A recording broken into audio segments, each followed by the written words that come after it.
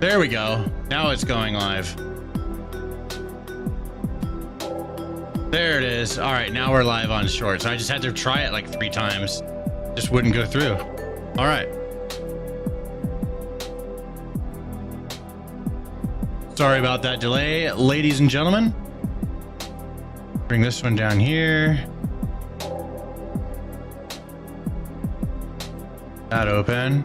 And there we go. And also, it's the EMPT, Mr. Nice Guy, Bonk Dank. I see you guys. We got Callie Snow, Veronica. Let me pop out that other YouTube chat. There we go. Sorry about that, ladies and gentlemen. Perfect. We're good now. Jiro, I see you in the Twitch chat.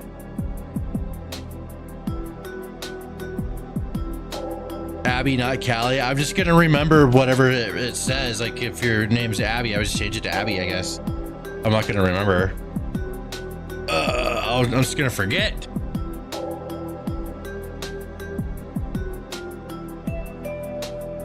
I think I'm just about ready. See, it's Friday. I stay up late. I already had a coffee. I have a little bit of this coffee left. Cold coffee. Cold coffee. Just letting everybody kind of flow in. I think I'm gonna mute this and just play it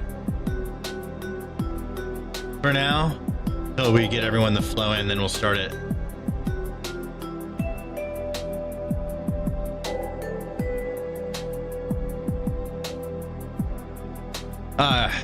Do some squats before we get started. Someone asked something.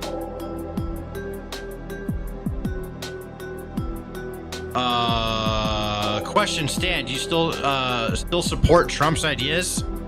Yeah, I still have confidence in Trump, you know? Support his ideas. I mean, I like a lot of the things he has to say, not everything.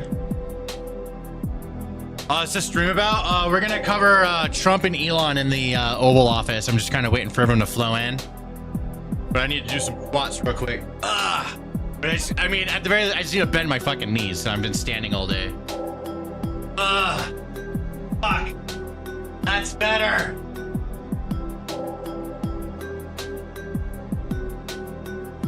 I was supposed to do squats earlier. I just been working. All right. Oh, people are flowing in now. What's going on? Oh, the guy's here. Okay. I'm gonna have a guy here like working on my on a leak that I have behind me, but Brittany should be handling it. Orange Man. Man himself, the Orange Man.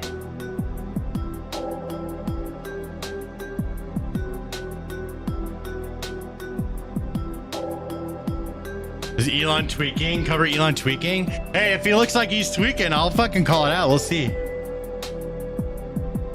We'll see, dude. I haven't watched this yet.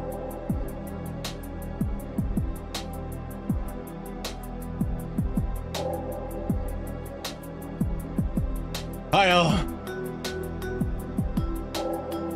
Got the plumber coming in helping me fix a leak.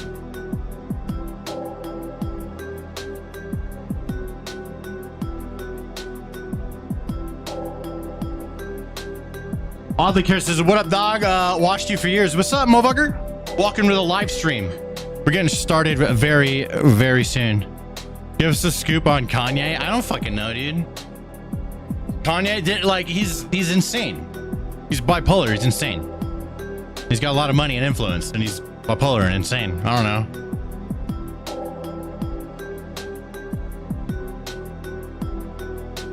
That's my scoop on Kanye.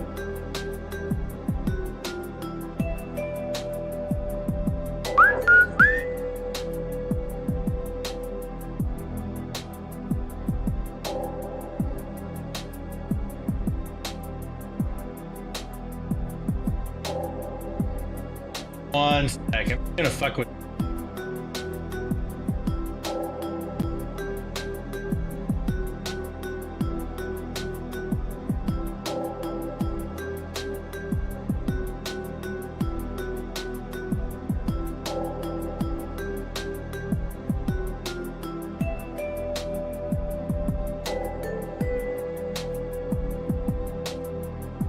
There we go. All right, I think that's good. All right, you guys about ready to get started? Let's see. Everyone's flowing in.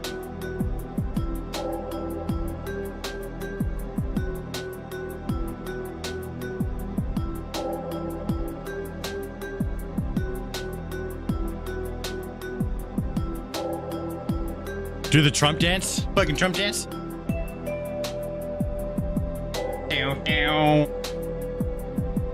All right, let's see what they're talking about. Let's jump in. Get this music turned down. Let's go ahead and start things up. I'm gonna give a stream marker for Archie. There we go. Okay, we're just gonna start this. All right, here's Trump.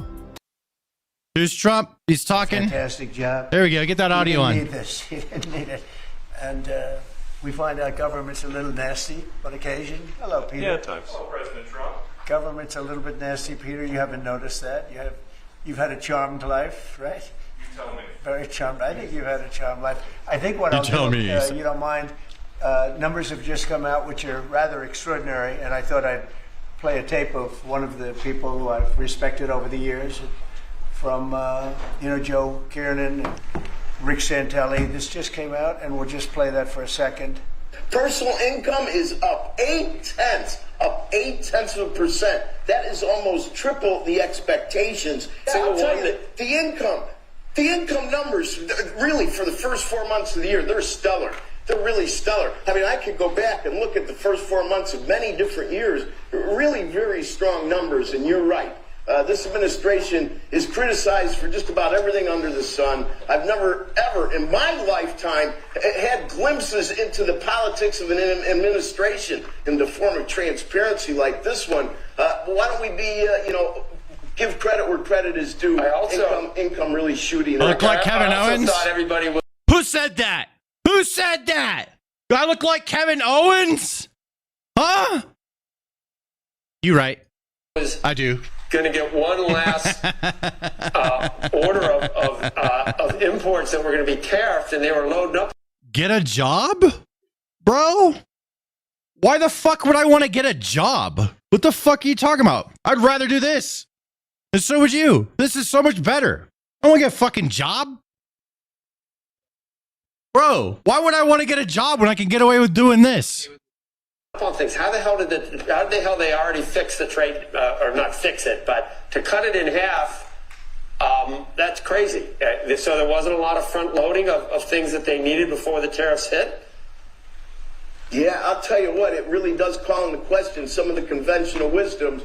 And, it's going to be interesting to see what happens next month when we get this number, or we see some of the other numbers like current. Fight them? Fight them? I'm going to flop my fat ass right on top of them. That's what I'm going to do. You won't be able to move. You'll be stuck. You'll be like a little fucking turtle upside down. Except I'm the mass and holding them down. An account, see how they fared, because I don't know. I've been watching these numbers a long time. I don't think I've ever seen the trade deficit cut in half in 1 month. Not bad. Woo. Right? Not bad. Come on, guys. Not bad. Yeah. I see Howard and Scott are here, so it's great. You guys want to stand over here? You might as well. You're the ones that help produce those numbers, and it'll only get better. Tariffs are so important, and that's why we were so happy with the decision yesterday where the tariffs continue, because without the tariffs, our nation would be imperiled. We would really be imperiled. I think I can say that with great surety, Scott and Howard. And so we were very happy to Can you get hear that that a little decision, bit? that big decision yesterday. And Hear that more? today want you to be it's able to hear. about a man named Elon, and he's one of the greatest business leaders and innovators the world has ever produced. He stepped forward to put his very great talents into the service of our nation, and we appreciate it. And I just want to say that Elon has worked tirelessly helping lead the most sweeping and consequential government reform program in generations. And you know the kinds of things that he's found and his people have found. He's brought a group of very smart people in, and they found things that are pretty unbelievable. I have to say that the numbers that we're talking about are substantial, but they're going to be very much more substantial with time, because many of the things that we're working on right now I have to remember Elon as we find him, but the numbers could double and triple because many things we don't want to go out with them until we're sure. But we've found things that are unbelievably stupid and unbelievably bad. With the Department of Government Efficiency, Elon's delivered a colossal change in the old ways of doing business in Washington. DOGE has installed geniuses with an engineering mindset and unbelievably talented people in computers. I actually asked Elon one time, what's their primary thing? And they have a lot of primary things, all having to do with being smart. But he said the thing that they're really the best at is working with computers so that they can't be outsmarted by somebody that's not so honest that happens to... Do I like domestic violence? Yeah, but only when I'm naked. Also be good with computers, but not as good as these people. But the mindset in the senior ranks of every federal department, and it's really changed. And with Elon's guidance, they're helping to detect fraud/waste and modernize broken and outdated systems. So as you know, we're talking about various systems and changing systems. And, sadly, it takes a long time to do that.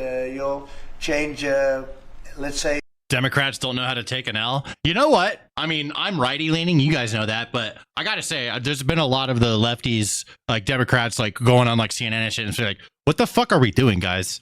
It's kind of refreshing to see. Hopefully that improves and they start to have more realization, because like they're so like not competitive right now, and competition is good, right? A system at IRS and computerize it properly, where the job can be done in 1/10 the time, but it takes sometimes years to rebuild those systems. But we've started, in many cases, I will say that this has less to do with Elon, but the air traffic control systems, we're bidding out to the best companies in the world, those systems right now. They were what the previous administration was horrible what they did. They spent billions and billions of dollars, and in the end, it didn't even come close to working. They tried to hook up wire to copper, and it can't be done. And they just spent billions of dollars and just wasted money. Actually made the system much worse. So we're going to get a brand new modern system. Congress is working with us on that, and we're going to get it done as quickly as we can. But it's in the works. And am I Mexican? No, I'm not. Once it's done, it'll be good for 30 years. But we have a system that's 48 years old and would have a modern computer hooked into a very outdated computer, and they don't hook up. I mean, they didn't hook up. So after spending billions of dollars, they turned on the system, and in never any cases, from local to countrywide, they never worked. More than 75,000 bureaucrats have voluntarily left their taxpayer-funded jobs to come out and really do the job. Countless wasteful and unnecessary contracts have been terminated, and you know that we have terminated many contracts, and many contracts, Elon, are right now being looked at. Yes. And it may be 6 months, it may be almost a year in some cases. We're going through procedures, we're going through courts, and we'll remember you as we announce billions of dollars of extra waste, fraud, and abuse. Just as an example. I was like, I'm one of those people, because I don't really understand how it all worked until all this stuff started happening with like DOGE and whatnot, so I'm not like some fucking expert, but I was under the, I was naive, right? And I'm like, oh fuck yeah, all this shit's gonna happen. And I didn't realize it's gonna take like years for it all that fucking actually happen, and we can't just stop it right away, which kind of pisses me off, because I was like, we're spending money on some dumb shit, and I would like to stop, but we can't. So we're like stuck paying for it, and it's annoying. And I'm impatient. I want it to happen right away. But in reality, it has to go through fucking courts and all this stuff in order to actually happen. And it's really interesting. It's like kind of bringing me into reality with how these things work and how slow they can be, no matter how motivated the team is to try and get stuff done quickly. Sometimes it's just fucking slow because of so much bureaucracy and whatnot. DOGE canceled $101 million for DEI contracts at the Department of Education. Red Bull, sponsor me. White Peach is good as shit. And that was just a small section of the Department of Education. $59 million for illegal alien hotel rooms in New York City. And the landlord never made the kind of money that he made in the last short period of time. $59 million to a hotel in New York City, $45 million for diversity, equity, and inclusion scholarships in Burma. In Burma. Burma. Does anyone know I like the way he says about that. Burma? Burma. $42 million for social and behavioral change in Uganda. Uganda. $40 million to improve the social and economic inclusion of sedentary migrants. I can say it's $2 billion to Stacey Abrams and her environmental movement. There was $100 in the account, and all of a sudden they found $2 billion in the account. And I assume that's being looked at. I don't know. I'm not sure, but I assume that's being looked at. Think of that, $2 billion. And then Lee will tell you there's another one over there for $20 billion being spent on another environmental credit. $20 billion, not 20 million, a lot, not 200,000, which is a lot. So think of it, in her case, you have $100. Levi, stop spamming the chat. We're going to make you now stand all in the of a goddamn sudden, corner. She gets hit with an infusion of $2 billion just before I take office. $20 million for Arab Sesame Street in the Middle East. Nobody knows what that's all about. Nobody's been able to find it. $8 million for making mice transgender. So they spent $8 million on making mice transgender. And those are better than many of the... Why didn't Joe Biden win? Because he's old as fuck and he's barely alive, but he probably would have had a better chance against Kamala. I could sit here all day and read things just like that, but we have other things to do. So it's much, much more than just that. We're totally committed to making the DOGE cuts permanent and stopping much more of the waste in the months to come. We want to get our great, big, beautiful bill finished and done. After that, we put some of this into the bill, but most of it's going to come later. We're going to have it cauterized by Congress, affirmed by Congress. In some cases, we'll make cuts. In some cases, we'll just use it in a different layer to save the money. But it's hundreds of billions of dollars. DOGE has also fully modernized the federal retirement process. Are you telling me that we've been looking for aliens in space when they've been in government-paid hotel rooms this whole time? Yes. And continues to work very hard on the IRS modernization. Exactly what's happening. We're taking that over with DOGE. Many of the DOGE people, Elon, are staying behind too, so they're not leaving. And Elon Trump really isn't old. Okay, hold on a second. All right, listen. Okay, here's the difference. They're like the same age, but here's this guy. Listen, let me just show you Biden real quick. I just so happen to have this handy. And there's also been a lot of discussion recently about your mental and physical capabilities while you were in office. You can see that. I'm mentally incompetent, and I can't walk, and I can beat the hell out of both of them. Do you want He's mentally incompetent. He can't walk, and he could beat the hell out of both of them. Who's both of them? And why is he saying that he's incompetent and he can't walk?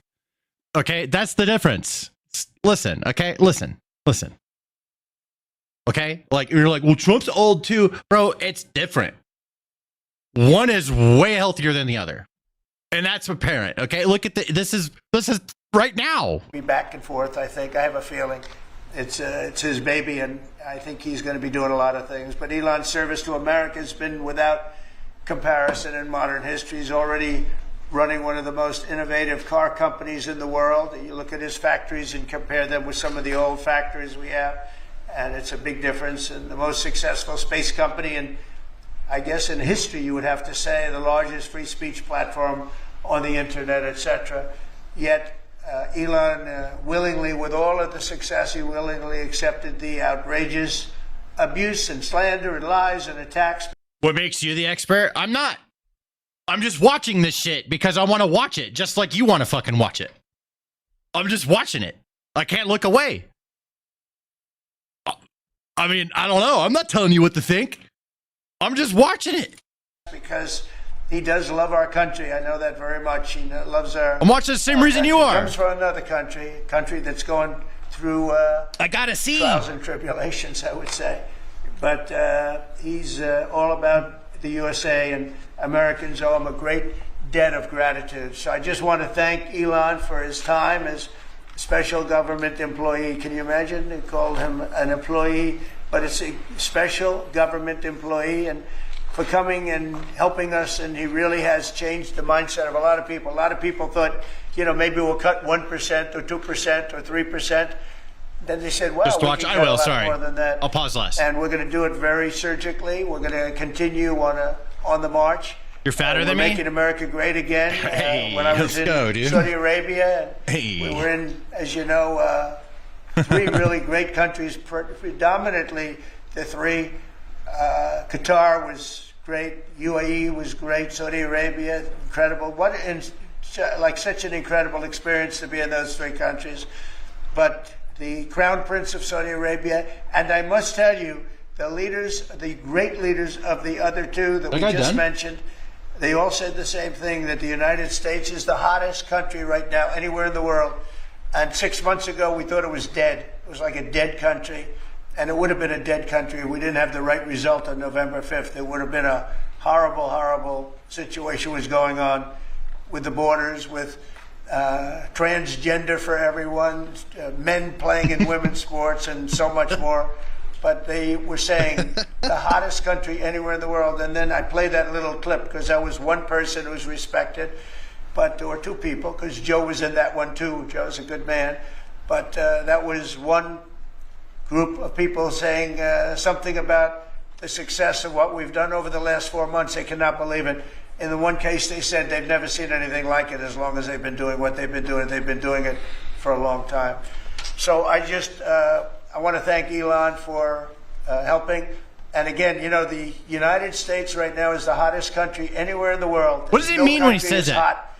Like, is temperature hot, or is it like business hot? What does he mean? And Keep we're saying doing that. really well. I'm dumb. I don't get it. When I left, we had no wars. We had no problems. We defeated ISIS. We rebuilt our military. And we had no inflation.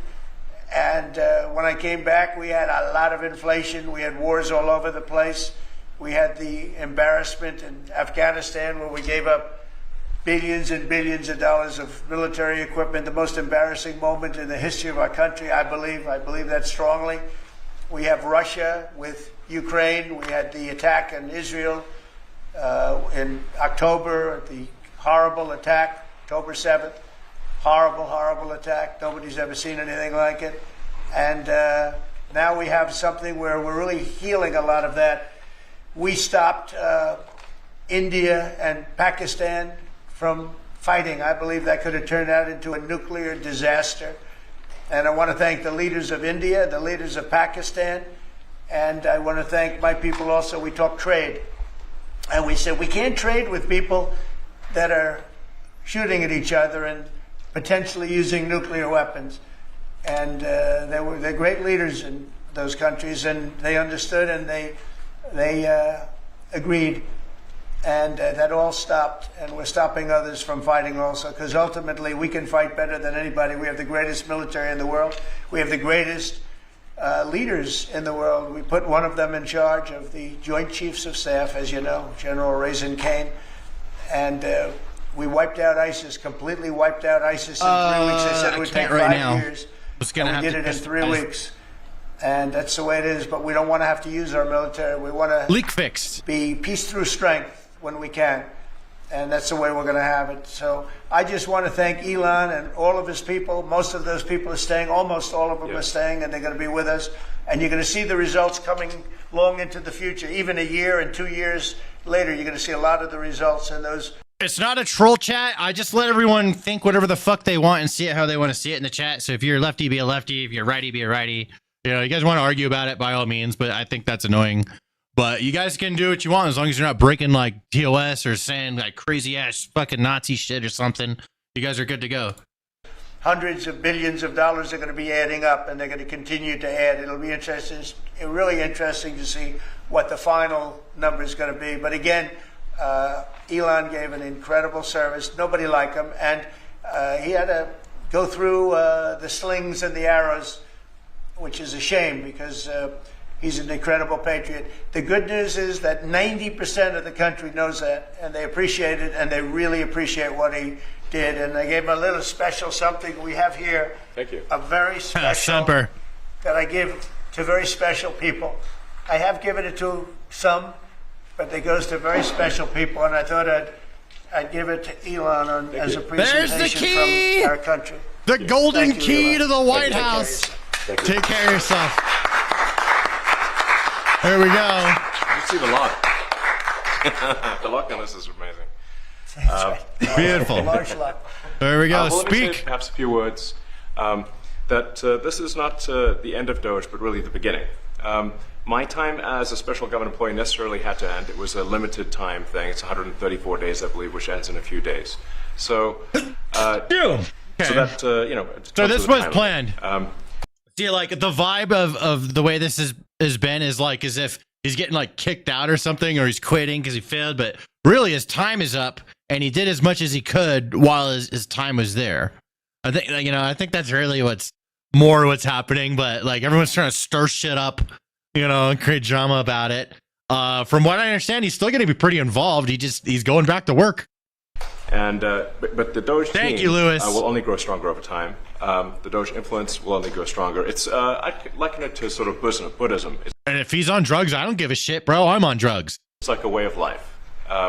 So it is permeating throughout the government, and I'm confident that over time we'll see. I only care about savings, results, baby. And a reduction in $1 trillion of waste and fraud reduction. The calculations of the DOGE team thus far, in terms of an FY25 to FY26 delta, are over 160 billion, and that's climbing. We expect that number will probably go over 200 billion soon.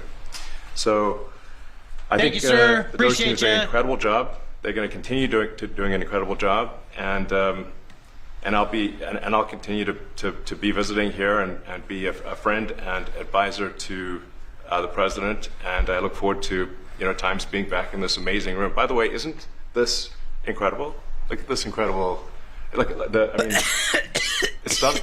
I think the way that the Oval Office, how the president has just completely redone the Oval Office. Here's the thing, though. He has a fucking black eye. What is that about? Hold on. Let me find this. Elon Musk black eye. There we go. Yeah, he has like a black eye.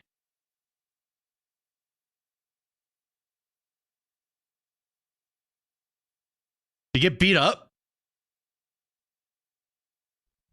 You get beat up or something? What happened?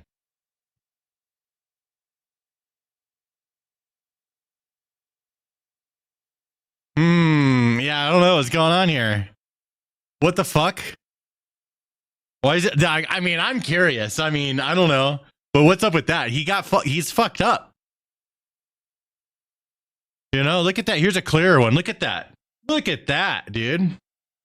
Come on. So apparently he says it's from his kid. I guess that's possible. But, I mean, it could be something else too. What happened? Someone beat his ass up? What the fuck, man? Don't beat up my boy Trump or Elon. This is beautiful. Leave Elon I love alone. the gold on the ceiling. Thank you. It's pretty nice. Yeah. That's been there a long time. That was plaster. Nobody ever really saw it. They didn't know the eagle was up there, and we highlighted. It's essentially it's a landmark, a great landmark, and that's 24 karat gold, and everybody loved it. And now they all see it when they come in. So it's been good. The Oval Office finally has the majesty that it deserves, thanks to the president. So best friends for life. Continuing to be a friend and advisor to the president, continuing to support the DOGE team. Here we go. And we are relentlessly pursuing $8 trillion in waste and fraud reductions, which will benefit the American taxpayer. So that's it, really. Thank you, Mr. President. Thank you. That's it. Well, so I love Elon's awkwardness. You had to deal with all the slings and arrows during your time at DOGE. There's this New York Some of the people, some of the media organizations in this room were the slingers. Well, so there is a New York Times report today that accuses you of blurring the line between. Didn't save any New money. York Times, is that the same publication?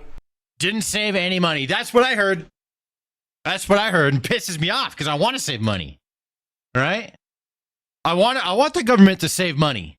I want them to be way better, way more efficient, so we can be competitive, dude. We're like one of the least efficient fucking governments.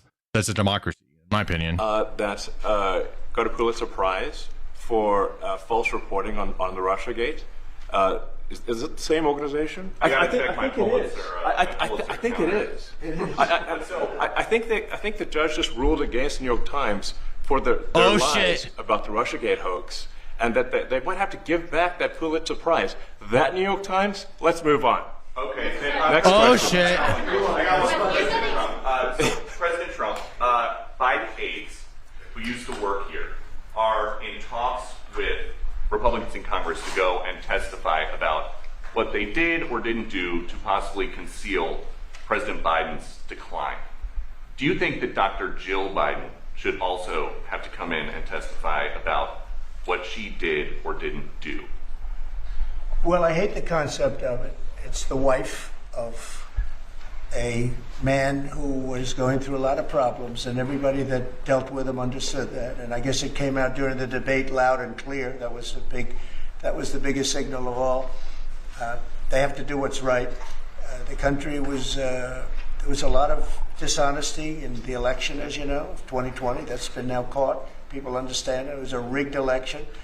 And when you go further out, when you see the auto pen, I mean, I think the auto pen is going to become one of the great scandals of all time, because you have somebody operating it or a number of people operating. Because I knew Joe Biden. Joe Biden wasn't in favor of opening up borders, letting 21 million. You think Elon's wardrobe is awful?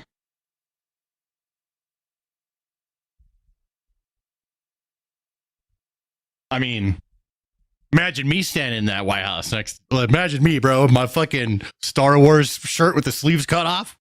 Yeah. Okay. My basketball shorts. Hey, all right. Me and Elon, man, if we know how to dress, okay? People into this from prisons and mental institutions and gang members. He wasn't into that at all. And you know who signed these orders, proclamations, and all of the different things that he signed that set our country so far back, that was so bad for our country. With the auto pen, how would it work? Like, we're in the Oval Office right now. If there was a group of rogue staffers that worked for you who wanted to advance a bill or an executive order without your knowledge, how could they do it? How do they? Well, it's very hard, because I'd read your newspapers or your media the next day, and I'd say, well, I didn't approve that, and I would find it. I mean, they wouldn't get away with it for long, because I'd say, I never signed that. Who the hell signed that? Auto pens, to me, are used to sign letters to people, because we get, I think they said 20,000 letters a week, and you like to be able, when somebody takes the time to write a letter, it's nice to sort of write back. And auto pens are meant for that. Auto pens are not meant to sign major proclamations or tax cuts or borders, anything having to do with the border, which is so important. And if it happened on my watch, I would be able to see it, because the next day or sooner I'd be reading about something that I knew nothing about, and who the hell signed this? So I almost never used the auto pen. In fact, yesterday I was signing about 81, I think it was 81 proclamations and statements to people that I think should be signed by us. I think when you write letters to foreign dignitaries or presidents or prime ministers, you should be signing those letters, not done with auto pens. I understand he signed almost everything with an auto pen. It's a very dangerous thing. It really means you're not president. Whoever operated the auto pen, and we think we know who that is, and it was actually. I mean, this auto pen thing is becoming. I mean, I didn't think it was really going to go anywhere, but it seems like it's kind of, they're not fucking around. They're kind of pursuing this auto pen thing. They're saying there's a person and they think they know who it is. What does that mean? That's crazy. We just passed the first 100 days not too long ago. So much to happen. One person, but that's not what the presidency is all about. I hardly use the Mr. President, are you going to reinstate the tariffs on China? You said that they violated the agreement with the U.S. Well, they did. They violated a big part of the agreement we made. You know, if you read that whole statement, I was very nice to them. I helped them because they were in trouble with the stoppage of a massive amount of business. But I'm sure that I'll speak to President Xi and hopefully we'll work that out. But yeah, it's a violation of the agreement. Yeah, please. Mr. President, can you give us an update to the latest ceasefire agreement that Israel has agreed to, but Hamas is still considering? Well, they're very close to an agreement on Gaza. And also, like, this is just what I think, but I think that, like, there's no way Biden knew everything that's going on. This guy does like, he doesn't, like, Trump looks like he's running everything. That's what it looks like to me. You know, whether you agree or don't or disagree, it looks, Trump's like obviously in charge and everyone's doing what the fuck he's telling them to do. And, you know, that's, and if you're not going to listen, you're not loyal, you get the fuck out kind of a thing. That's obviously what's going down with like his team and everything. And it seems like they have a pretty strong team, whether you agree or disagree with their politics, but they have a strong team. Everyone's listening to Trump. When Biden was the president, he didn't, like, I just don't believe that he was in charge of everything. You know, I think that he was like, okay, president, go over there, kind of, you know, that's just what and that's the vibe I always had. Like, I would see him talk even when he was the president, and I'm just like, who's like, I mean, the vibe I got is like, who's really running shit, you know? So to hear Trump talking about this same shit that, you know, like with the auto pen kind of alluding, because I was always like, that's kind of whack. Like, how is that allowed, you know? Something doesn't feel right. It doesn't feel like that dude's like actually in charge and there's like someone else like calling a lot of things. So that's just how I feel. Maybe I'm wrong. I could be completely wrong on that, but that's just how I felt. That's the vibe I got from it. The vibe I even have to this day. Watching, just looking at Biden's video from earlier where he's still just saying weird shit because his brain is fucking still fried. It's not like he got any better. He's still doing that shit. Right? And that's the way it was when he was the president. There's no way he had the energy and everything to conduct everything. Someone else was doing it. You know, a lot of power was passed off to other people. That's what I think, or a person or something. Stan, you are wrong. Sorry to tell you. Hey, maybe I am. But that's just like the vibe I get from it. I just don't feel like Biden was like 100% in charge of everything. I think a lot of delegation. Maybe a little bit too much delegation was delegated. That's just my vibe. We'll let you I could be know wrong. about it during the day or maybe tomorrow, and we have a chance of that. And I think we have a chance of making a deal with Iran also. If they don't want to be blown up, they would rather make a deal. And I think that could happen in the not too distant future. That would be a great thing if we could have a deal without bombs being dropped all over the Middle East. That would be a very good thing. They can't have a nuclear weapon. We want them to be safe. We want them to have a very, very successful nation. Let it be a great nation, but we can't have that. They cannot have a nuclear weapon. It's very simple. And I think we're fairly close to a deal with Iran. Mr. Musk, a question for Elon. Yeah, please. You said just now that you look forward to being a friend and advisor to the president. So do you expect to continue advising the president and DOGE informally, or are you going to sort of shift your focus entirely to your companies? Well, I expect to continue to provide advice whenever the president would like advice. I hope so. I mean, motherfucker has a black eye. I can't stop looking at it. Yeah, it's so bizarre for him to have a black eye right here, like right now. The timing is strange. Certainly, if there's anything the president wants me to do, I'm at the president's service. Mr. Musk, on DOGE, you said that there was $1 trillion promise for cuts from. Yes, I think we do expect over time to achieve the $1 trillion. But what have you found in your time here was the biggest roadblock to getting those cuts? Was it the cabinet or was it Congress? Good question. I like that question. Roadblock from your work? It's mostly just a lot of hard work. It's really not any one person or Congress. It's going through really millions of line items and saying just each one of them makes sense or does not make sense. Obviously, at times when you cut expenses, those who are receiving the money, whether they're receiving that money legitimately or not, they do complain. And you're not going to hear someone confessing that they received money inappropriately. Never. They're going to always say that they received money appropriately for an important cause. Naturally, that's what you'd expect. So we just have to. It's just a lot of work going through the vast expenses of the federal government and just really asking questions. What's this money for? Are you sure it's actually being used well? Many times we can't even find anyone who defends it. So for a lot of the expenses, there is actually no defender at all. And then we have to just work through the process of stopping the spending, where there's often literally no defender. Nobody even knows why the money's being spent. It's truly absurd. I mean, we find situations where there are.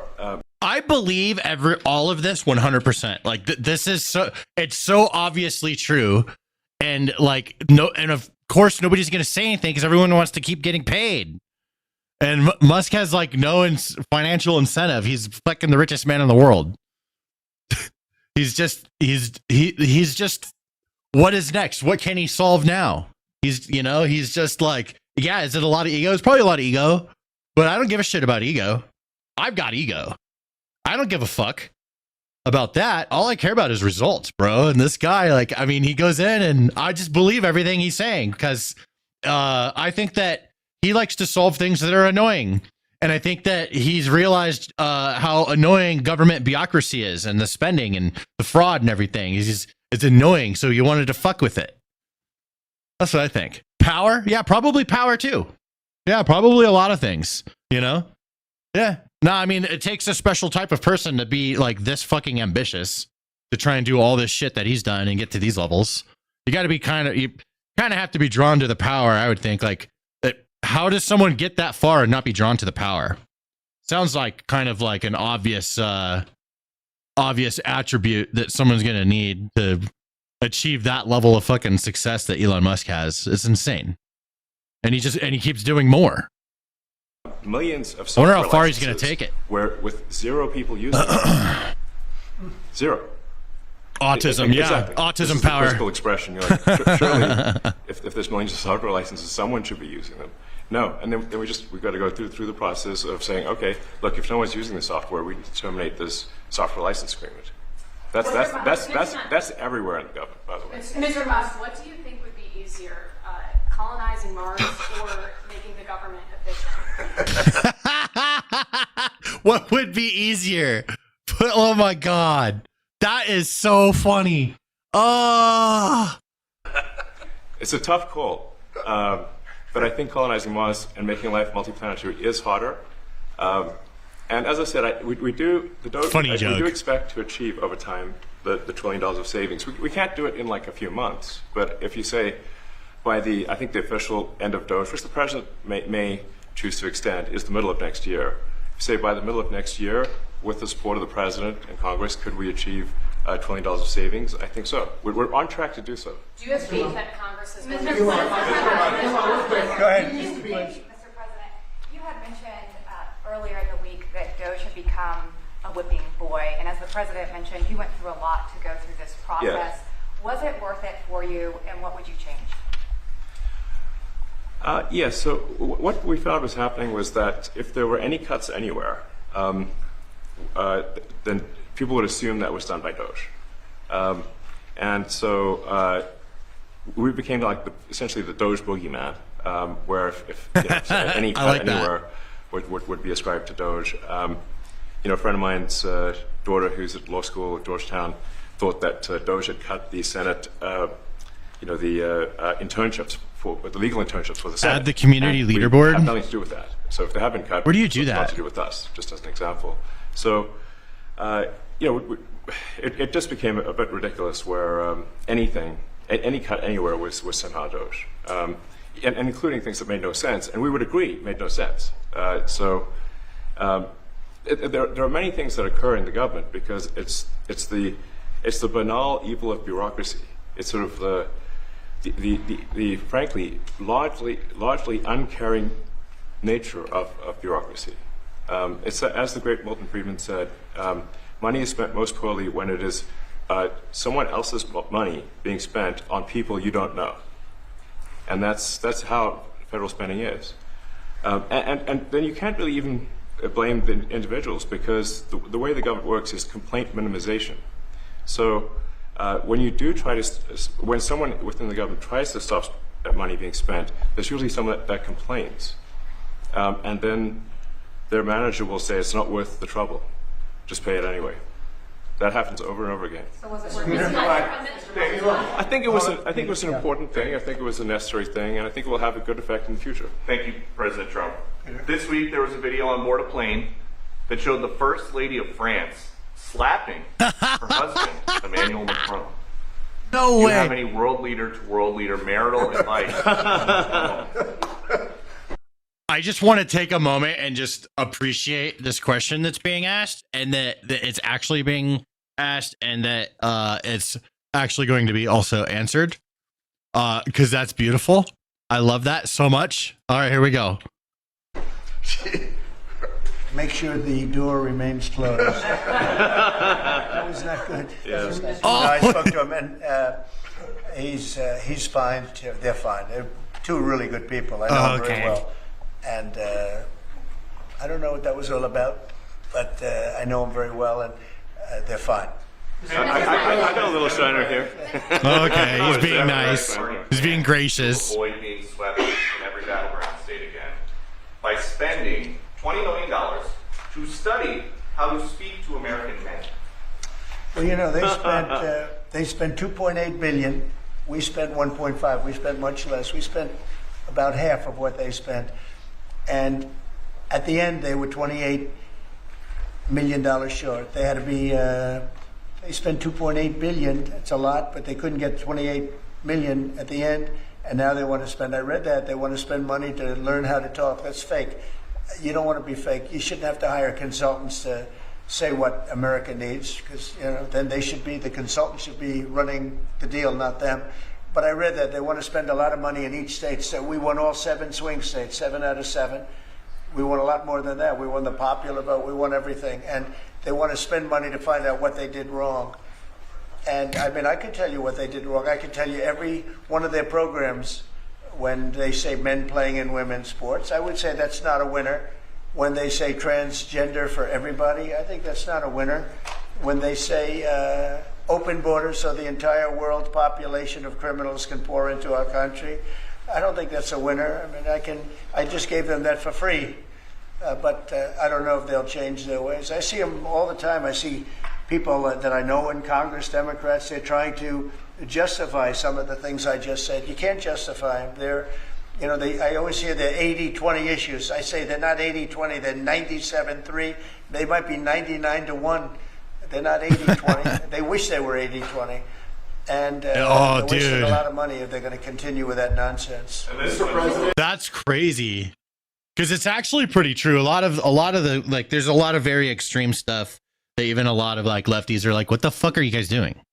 What are you guys talking about, bro? Are you trying to fucking lose everything? And they agree, like some of this, I don't know. It's like they're overly progressive to a militant degree, and it's not good for the lefties. They gotta fucking get rid of those losers. Question, but back when you listened to The Apprentice, you mentioned once in 2012 that Diddy was a good friend of yours back then. He has since found himself in some very serious legal trouble. Yeah, that's true. Would you ever consider pardoning him? Well, nobody's asked. You had to be the one to ask, Peter, but nobody's asked. But I know people are thinking about it. I know they're thinking about it. I think some people have been very close to asking. First of all, I'd look at what's happening, and I haven't been watching it too closely, although it's certainly getting a lot of coverage. I haven't seen him. I haven't spoken to him in years. He used to really like me a lot, but I think when I ran for politics, that relationship busted up. From what I read, I don't know. He didn't tell me that, but I like that, dude. Hey, would you consider pardoning Diddy? And he's like, maybe. He used to really like me a lot. Like, those are I love that about it. It's so fucking funny. It's always just like, are you on his side? Are you with him? Or are you not? It's like, it's very it's kind of like, it reminds me of the fucking Sopranos or something, dude. It's kind of like gangsterish, but I think it's hilarious. I'd read some little bit nasty statements in the paper all of a sudden. It's different. You become a much different person when you run for politics and you do what's right. I could do other things, and I'm sure he'd like me, and I'm sure other people would like me, but it wouldn't be as good for our country. As we said, our country's doing really well because of what we're doing. So it's not a popularity contest. So, I don't know. I would certainly look at the facts. If I think somebody was mistreated, whether they like me or don't like me, it wouldn't have any impact on me. Mr. President, on the Big Beautiful Bill, would you like to see the Senate build in some support for your tariffs on the Big Beautiful Bill, or should that be a standalone bill? I have great support on the tariffs. I mean, I was so honored that we got that ridiculous stay lifted, because that would have taken away presidential power. It would have taken away everything that was granted by the founders. It would have been a terrible thing. And it would have, most importantly, left us vulnerable. We have a lot of countries that use tariffs on us and use them viciously, And if we didn't have the power to use tariffs on them, and instantly, not when you go back to Congress and try and get hundreds of people to agree on something, that would take months to get just one simple proclamation. If we didn't have the power to counteract their powers, you wouldn't have a country left. We have to act fast. We have to be fast and nimble, as they say. And that was a really great moment, I think, yesterday when that stay was lifted. And hopefully now we'll go to court and just win that battle. Because if we don't have the power to do what they're doing to us, we are going to be a great nation no longer. I believe that shit. Elon Musk was once idolized by folks on the left in this country before joining your administration. Now he's considered a hero by conservatives. Why do you think this man, what he's done, I'm gonna let my dogs in, has been so politicized? Well, his life has been amazing. I mean, I look at so many different things. I look at that rocket being, guided back into position. I've never seen that before. I thought it was a space movie. I thought it was a movie.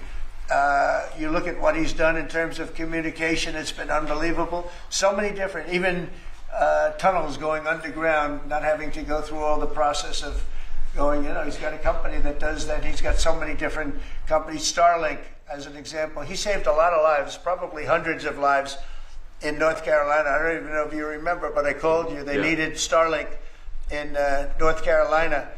And I didn't know what the hell Starlink was. I said, what is it? Who owns it? He said, do you know Elon Musk? I said, you happen to know the gentleman. This was before his government stay. And they said, we really need it because North Carolina became an island. It was, people had no communication. They had no access to anything, and they were dying. And I called up Elon, and you can't get it because it's so successful. It's very hard to get. And he had so much of it brought over there, and they told me it was unbelievable. It saved a lot of lives. So, he's just done a lot of things. I don't think he gets credit for what he's done.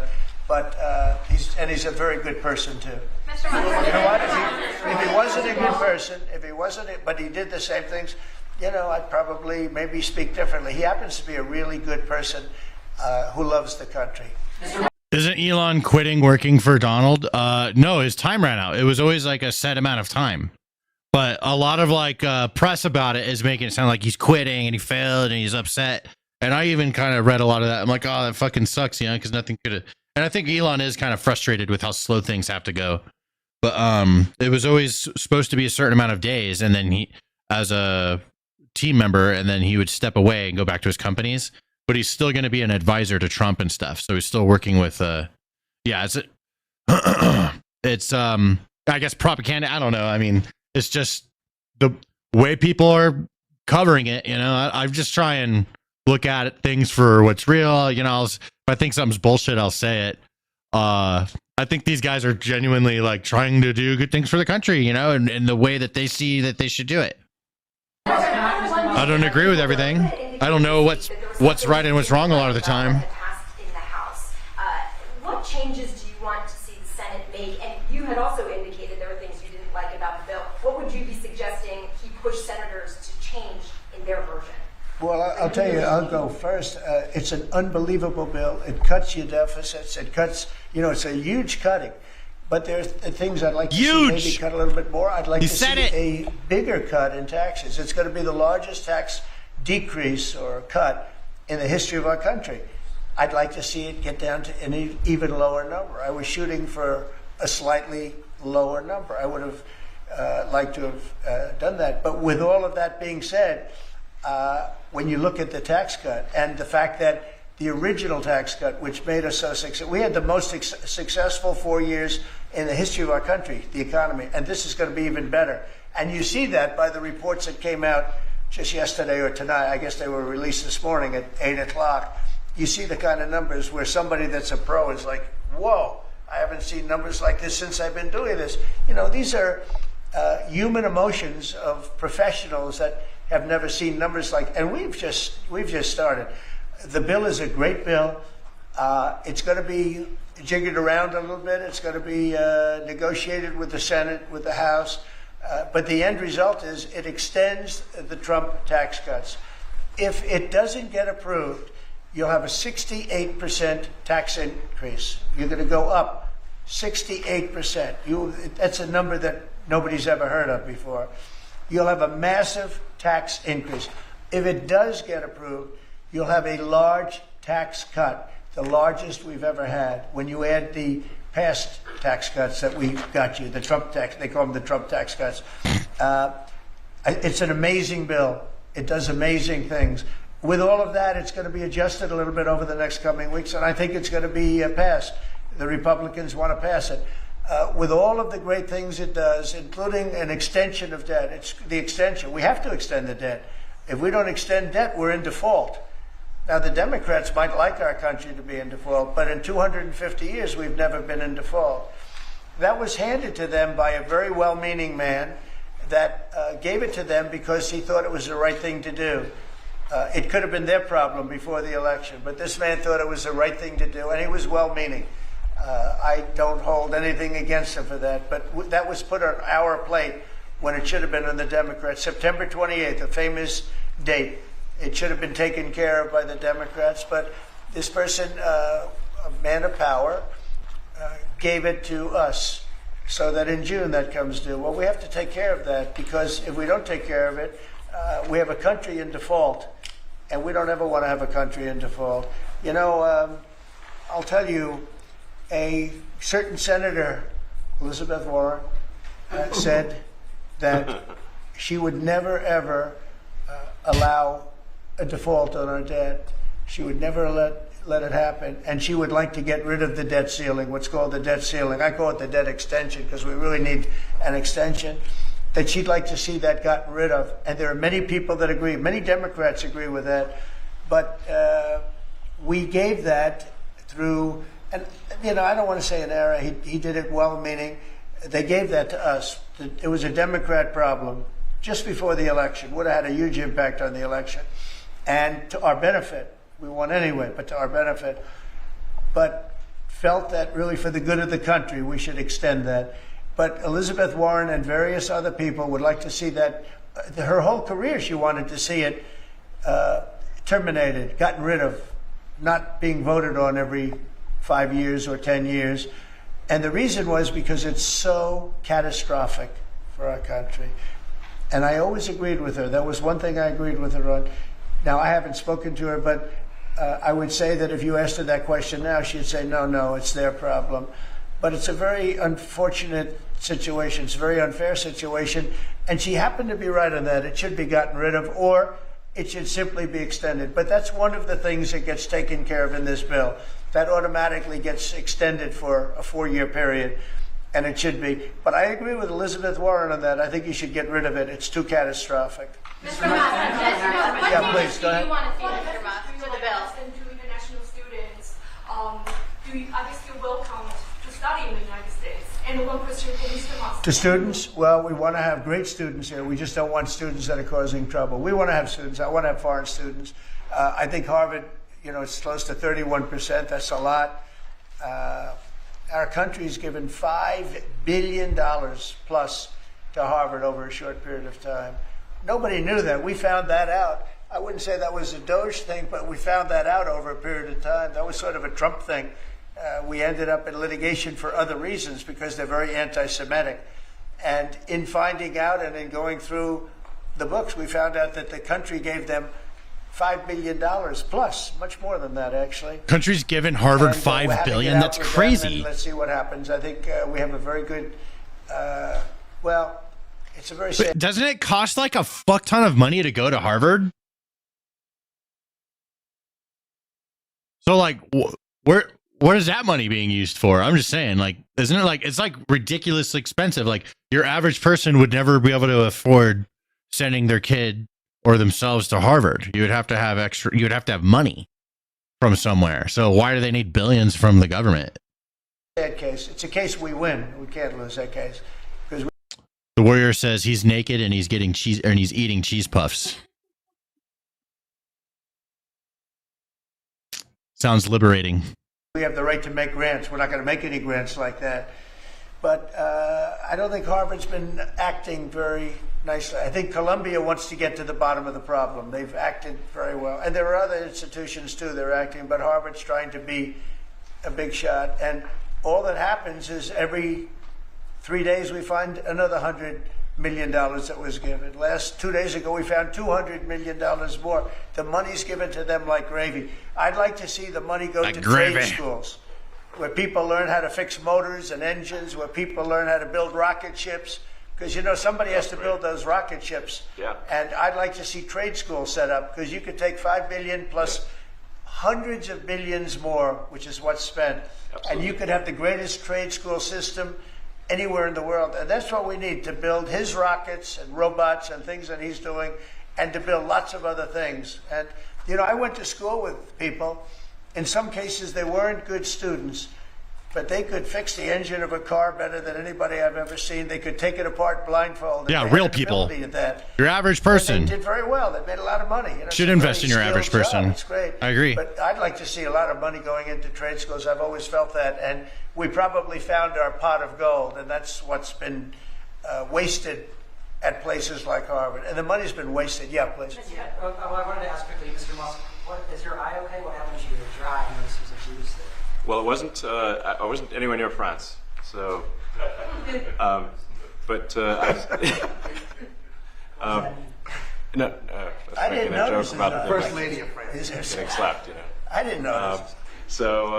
Yeah, no, I was just horsing around with Lil X, and I said, "Go ahead, punch me in the face," and he did. Turns out, even a 5-year-old punching you in the face actually does. That was X that did that? Yeah, X could do it. If you knew X, I was with his mom right now. But I don't know if I believe that. All right, Elon Musk fan. Hey, big fan of Trump. Somebody hit this motherfucker in the face, and it wasn't no 5-year-old, bro. I don't believe it. No, sir. Nope. Something else is going down. It's like, I don't know. Maybe that's my conspiracy brain going. I try not to do conspiracy, but motherfucker has a black eye. but I didn't really feel much at the time, and then I guess it bruises up. But I just horsed around with the kids. I didn't basically. notice it, actually. I know that you try to stay pretty neutral because not your war, but And by the way, not my war. I just want to solve the problem for people. This was not a war that was going to happen if I were president. right. And so He said it. But as you He always try to says fix it. and as you survey this hellscape of the Ukrainian front lines, It's horrible. and you and your team deal with a very Trump kicked his stubborn ass. Vladimir Putin. And Zelensky. Yeah. But do you look at this Very stubborn conflict Zelensky, too. any differently now? Like, do you look at this and see Putin as the good guy or the bad guy? So I've known him very well. And I went through a lot of things with him because Russia was, the Russia hoax turned out to be a total hoax. New York Times, they got a Pulitzer Prize. They have to give back the Pulitzer Prize. That's my lawsuit. Oh, here we go. And they're doing very poorly in that There it lawsuit. is. But, they wrote stories about how it was true and it was false. And, a lot of Washington Post also. I have gotten to see things that I was very surprised at. Rockets being shot into cities like Kiev during a negotiation that I felt was maybe very close to ending. We were going to solve a problem, and then all of a sudden rockets got shot into a couple of cities and people died. I saw things that I was surprised at. And I don't like being surprised. So I'm very disappointed in that way. With that being said, I'd like to see it end. 5,000 people, I think the number's even more than that, but 5,000 people a week are being killed. Mostly soldiers, but also people that live in little cities and towns throughout Ukraine. And I'd like to see that stop. And I asked Caroline this yesterday, but I want to ask you directly. So many of the things that you're trying to do are held up in court right now. Yeah. If the courts are going to have so much influence over U.S. policy, do you wish you would have just become a judge instead? Yeah, well, look, it wasn't meant to be that way. If you look at the founders, the president had certain powers, and you have your 3 groups, and they all had supposed to be pretty equal powers. But you can't have a judge in Boston running foreign policy in places all over the country because he's got a liberal bent or he's a radical left person. That's what the executive branch is for. You have checks and balances. But we had millions of people pour into our country, many, many criminals poured into our country, murderers, mental institutions from all over the world being emptied out into our country. And if we don't get them out and get them out quickly, could lose your country very easily. This is a bad, that anybody would allow this to happen to our country. You know, with all of the things, we took over inflation, we took over some wars, we took over a lot of problems that didn't exist when I was president. None of it existed. We wiped out ISIS. Other than that, we had no wars. Putin was never going to hit Ukraine. Israel would have never been attacked. That attack, as you know, Iran had no money. They didn't have money for Hamas. They didn't have money for Hezbollah. They had no money whatsoever. That wasn't going to happen. All of these things that happened weren't going to happen. You wouldn't have had inflation. You just love saying it wouldn't have happened if I was president. The thing he always says that, dude. Is the hardest is that they allowed 21 million people into our country, and many of those people are stone cold criminals. They moved their criminal population Here we go. into the United States, and of all the things that are bad, I solved inflation. I believe already. I got the fuel prices down. The fuel prices came down. That's one of the reasons they screwed up the energy. They screwed up the cost of gasoline and oil and gas. We're still talking about separation of powers. Nope. Inflation. The greatest inflation probably in the history of our country. Nope. Not anymore.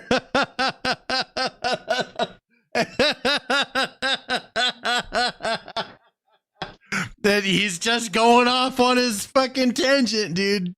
All right, Trump tangents notorious. No, we're landing somewhere completely different than where we started. Trump will just go on forever and just drift anywhere. I love it though. It's funny. When people said, "Oh, but the economy was the economy was terrible for the people because they couldn't afford the energy, and the energy brought everything else up. Energy is the big deal." But with all of that, we solved that already in 4 months. We solved it. $1.99, $1.98 gasoline. First time people have seen that in a long time since my term. But the hardest thing to solve is millions of people pouring into our country, many of whom are criminals. Because remember, these countries are smart. Their leaders are very street smart. They're sending the people that they don't want. They don't want the people that are there, that are law-abiding, that are productive, that are working hard. They want people that are in jails. We have them. They allow them to come in. And I always look to the other side. Like, are you cooking bacon? Do something? In business, I neighbors? Study, why would they want to Neighbors do are cooking this? bacon. Why would they want to sell it? Why would they want to buy Barbecuing. it?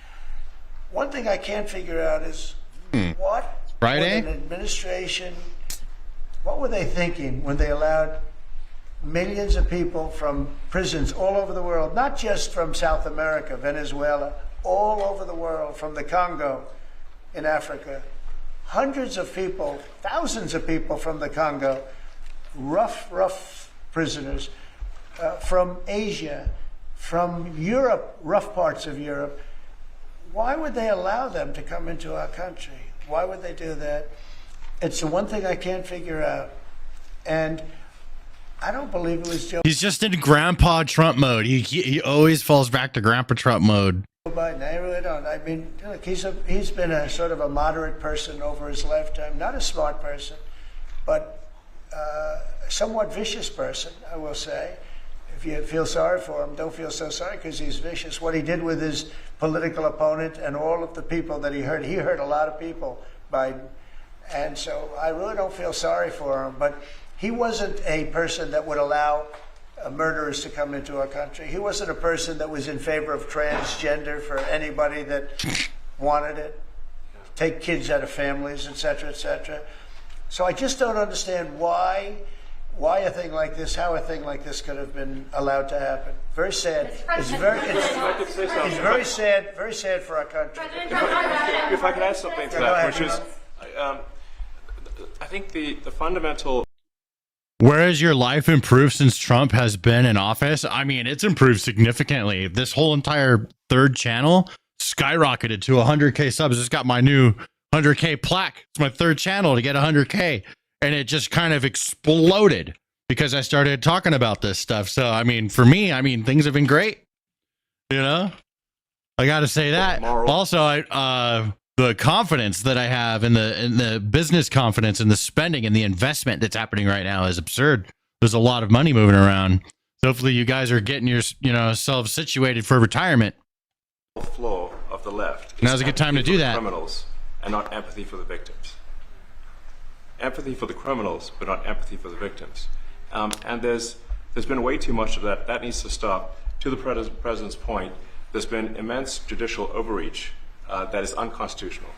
That was never intended. And it's undermining the people's faith in the legal system. It needs to stop. It's gone too far.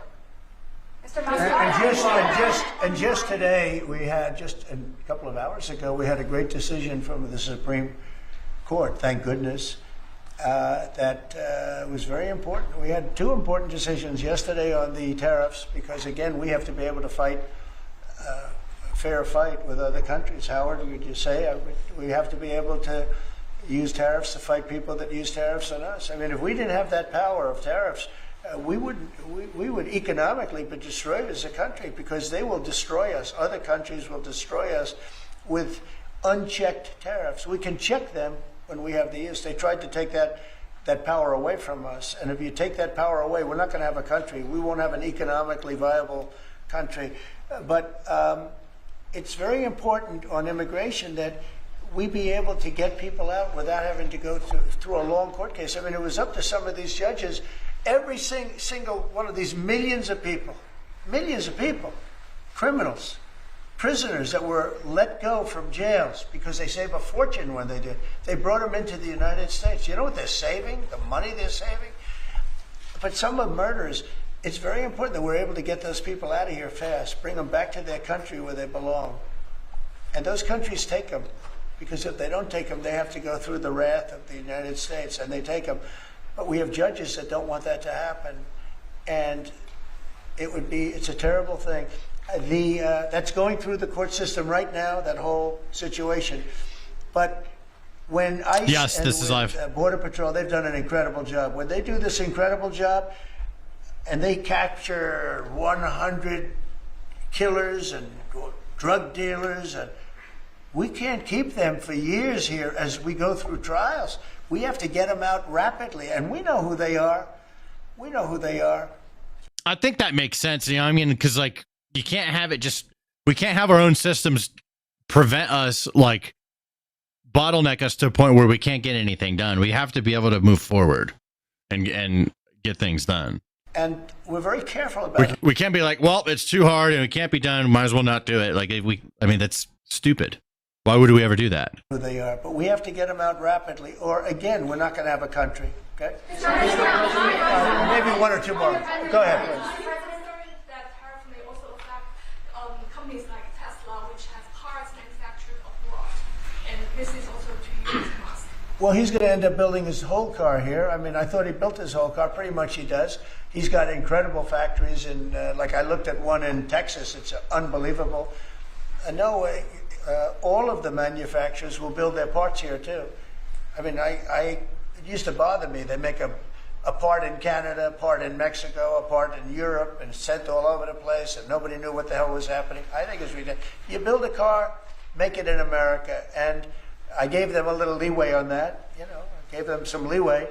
But over the next year, they've got to have the whole thing built in America. That's what we want. We want America to buy American-built cars. Thank you very much, everybody. Thank you, guys. Thanks, guys. Thank you, guys. Right out this way. Thanks, guys. Get the fuck out. Get out of there. Fuck out. It's over. They just keep asking if you don't make them leave.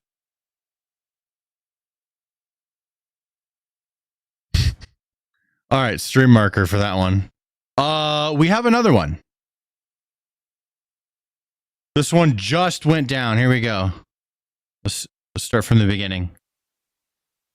Let's see what this is. I'm not sure how cool this is going to. Oh, it's a rally or what is this? President Trump, the U.S. Steel deal. Okay, here we go. And 47th President of the United States, Donald J. Trump. Grandpa Trump coming out.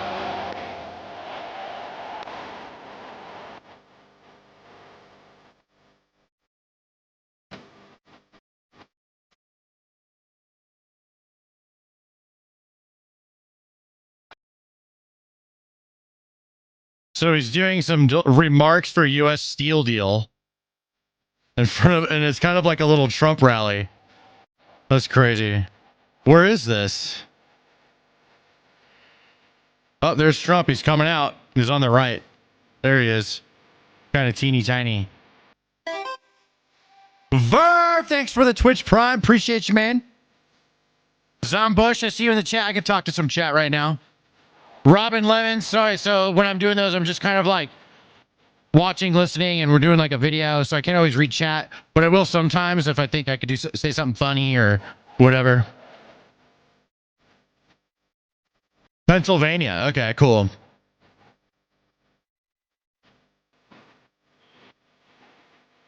Oh, full screen this.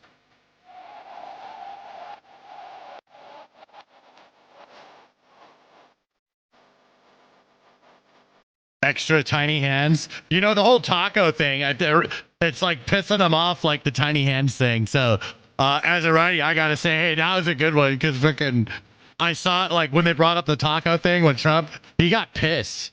I saw it, dude. He got fucking pissed about that comment. It was funny. He didn't like that. He knows better, too. He shouldn't let it get under his skin, but that one did get under his skin.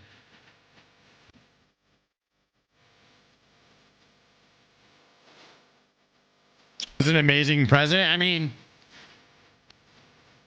fucking different than anything we've ever fucking had before. That's for sure. You know, like unpredictable, but I'm like confident in, you know, forward progress in a lot of important things.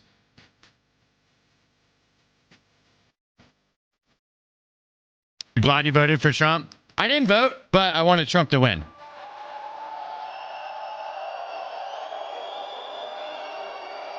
Best country at heart attacks? I think that's fucking pretty damn true.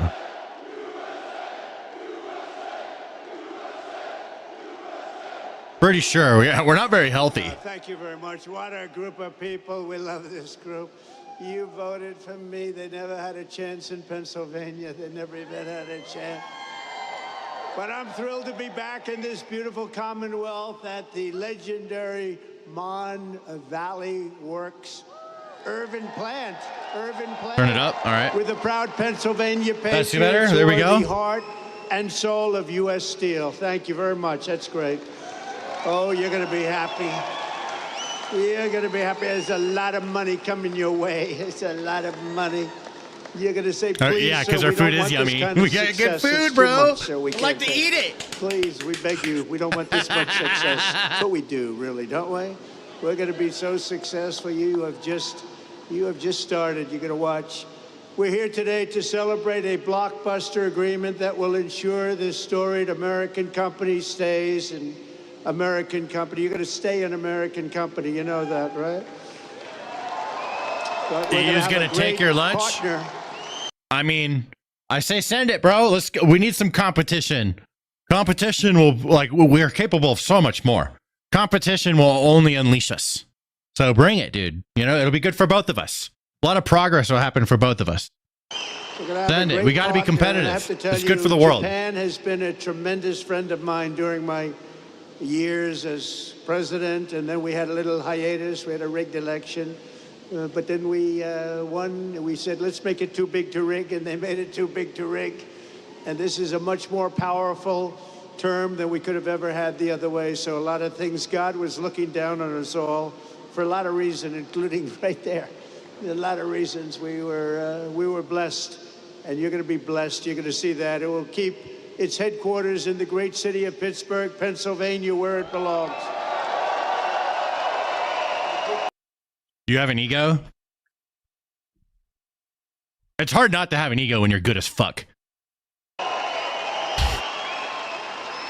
For generations, the name United States Steel was synonymous with greatness, and now it will again be synonymous with greatness. That's what it's going to be. The best and strongest steel on earth will forever be made in America and made in Pennsylvania. Second most humble streamer, by the way. And I want to thank a man that I saw right at the beginning of this whole thing, during my first term, as we call it, U.S. Steel President Dave Barrett. Dave, thank you very much, wherever you may be. Wherever you may be. Thank you, Dave. And he came to the White House and he said, sir, we're in trouble. We need help. He was put there to save the company, right? I remember it so well, like yesterday. He was put there. They hired him to save the company. And he came up and he said, we need help, sir. I said, what can we do? Because all the steel companies were going south. They were all in trouble. He said, if you could get tariffs, sir, and save this company. I think we should zoom in a little bit more. I set it up real quick. It took me about 2 minutes. That's better, right? There we go. Let's zoom in on this shit. Very happy, and we did make you happy, didn't we? We saved the company. We put 25% tariffs on your company, so we had protection. We were protected from outside horrible influence, including dumping, where they were dumping steel all over the United States, and we saved it. It was a great honor, and Dave was really the first one that brought it to my attention, and I appreciate it, Dave. You did a good job. You did a good job. He more than saved the company. He made the company great. This will be a great company in a very short period of time. Also, the vice chairman of Nippon Steel. What a handsome man. Maureen, yes. Look at that. Thank you very much. Handsome old man. He's a great guy, highly respected. He's highly respected all over the world for what he's done with steel. He's going to make this Justice for Diddy. What is this Diddy fucking? What is all this Diddy standing in my chat? What the fuck, dude? Great. Thank you, Takahiro. Appreciate it. We're also pleased to be joined by a man who's done a fantastic job. He's central. I always say he's central casting. Treasury Secretary Scott Bessent. Where is Scott? Central casting. Thanks, Scott. We had a good report today. I don't know if you saw. The numbers were through the roof and there was no inflation. And they said, you know, Trump was right again. They were all saying, oh, inflation, inflation. We're taking in billions and billions of dollars and tariffs and other things. And billions and billions. Competitive nations, we're keeping them, they're competitors, and we're keeping them totally at bay. And we right now have the hottest nation anywhere. Bro, you guys keep fucking talking about fucking tacos in this chat? I'm gonna make some tacos, okay? Because that sounds good as fuck. All right, I'm not gonna lie. I'm gonna make some. I'm gonna barbecue them right back in there. We had a nation that was Burrilla tacos. And now we have the hottest, most talked about nation anywhere in the world. Anywhere. Good job, Scott. Good job, Scott. Also, Secretary of Labor, congratulations, Chavez DeRemer. Laurie, thank you very much. Highly recommended by the Teamsters and a couple of others, I have to tell you. And I said, I'll take that. I'll take that. But she's been fantastic. Also, we have some incredible congressmen and women. Mike Kelly, where's Mike? Mike, he's wearing a shirt today. A lot of times he doesn't. If it's cold, he doesn't wear shirts. Thank you, Mike. Dan Muser, who I hear is going to maybe be running for governor. That's what I hear. I hear there's a rumor about that. There's a rumor about that. Another man. Hey, Phoenix, thanks for stopping by, man. If that's your decision, you've got my support. You know that, right? If you run, you've got my support. He's been, Guy, don't you think he's been a great congressman? This is the content president. Bro, Trump has streamed like 3 or 4 hours already today. This guy is like, dude, he's putting in more hours than other streamers that are trying to do this full time. And he's grinding, dude. Content president. You have my support totally, and you'll win. You'll win. The people are going to get it real fast. Thank you very much. Good luck. Guy Reschenthaler, who is a fantastic person. Trump 2028. Dude, that's asking for trouble, man. I like Trump, but like third term, bro, like there's no going back from that. That's not a good idea. I appreciate There's got to be someone else. Come on. Guy, thank you very much. What a job you've done from the beginning, right? We never had a problem from day one, you and I. Thank you very much, Guy. Great job. Mike Ruley. You know Mike? Where's Mike? Mike? Thank you, Mike. Great job you're doing. Thank you. Really, really good. And another friend of mine, a great hockey player, actually, Pete Stauber. Pete, thank you. What a great hockey player. He was the real deal, right, Pete? He'll even admit it. He's going to admit it. Pennsylvania Trump forever, Senate King President Trump. Pro Tem Ugh, Kim Ward. that wouldn't be good. Thank you. Good job, Kim. Good job. Thank you. People wanted George Washington to be king, but it's for the best and for the future. We need to keep this shit going for hundreds more years. You know, let's see how long we can keep it going. And we can't break it with a third term. We can't, you know. I mean, I like Trump and all, dude. It's great. It's like we'll never have anything like it. I'm gonna miss him, but we can't do a third. That's not good news, bro. A woman who's There's an no going back from writer, that. actually. She understands what they call the Rust Belt. We won't be able to call this section a Rust Belt anymore. It'll be a golden belt. It'll be a golden dome, right? It'll be part of a golden dome that we're building to save everybody's lives. But this is a woman who's really fantastic. She's a brilliant writer. She just got signed up by, of all groups, the Washington Post. That's big time. Selena. Okay, now 51st state. All right. Annexing Canada. Fuck yeah, I'm up. Oh, no, dude, let's take that shit. All right. And they have to, like, yeah, and they're just not automatically Americans. All right. We can't just let them, we can't just let them come in and vote and fucking change everything, dude. No, we can take it and they can't vote. No, I'm just kidding. Zito. Where's Selena? She's around here. Selena, thank you. She understands you people and me better than we do. She understands us, and she got it right from the beginning with Trump, didn't you, Selena? She said right early on, guess what? He's going to win. That was when people were saying, really, is he running? He's only doing this for fun. She said, no, he's going to win. And I wouldn't say it's fun, but boy, are we doing progress, right? We're making big progress. So you have a... What if Trump just says, you know what? Okay, after 2 terms, now I'm going to be a vice president. And then just like whoever, and he's like, hey, if you want to be president, make me vice president. We'll just win because people will vote for me just because I'm your vice president. What if he did that shit? What if he was back in the White House again, and then he's just like Vice President Trump going around being fucking, I would fucking laugh so hard. Come on, that would be so fucking funny if so after his 8 years and then he does Vice President Trump. Couple of people here that I wanted to introduce because... Thanks for the sub, Joe. You know, being a guy that's watched a lot of football, this man had tremendous courage. He had a lot of grit. And everybody knows he wasn't the largest person on the field at all, but he was, in many ways, the most courageous. Rocky Bleier. Rocky. Come up here, Rocky. Come up here. Come up here, Rocky. A new follower. Come up here, Rocky. GG Nabby vibes. Such a great... Thanks for the follow on Twitch. Great heart. I have this bread thing. I'm going to try Come it. on up here, Rocky. What is this? Wow. Oh, it's filled with stuff. And 2 other people I want to bring up because I'm a fan of your Steelers. And I happen to think a really good quarterback is a man named Mason Rudolph. And I think he's going to get a big shot. He's tall, he's handsome, got a great arm. And I have a feeling he's going to be the guy. So Mason Rudolph, come up here. And also a safety who's an absolute killer, Miles Killebrew. Do you know Miles? Come on up here, Miles. Come on up here, fellas. What a team, huh?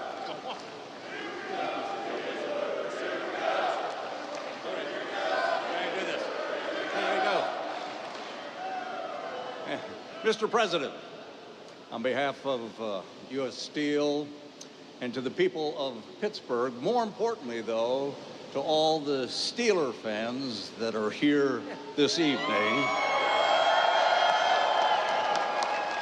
I have the honor of making you an honorary Pittsburgh Steeler and would like to present to you your jersey as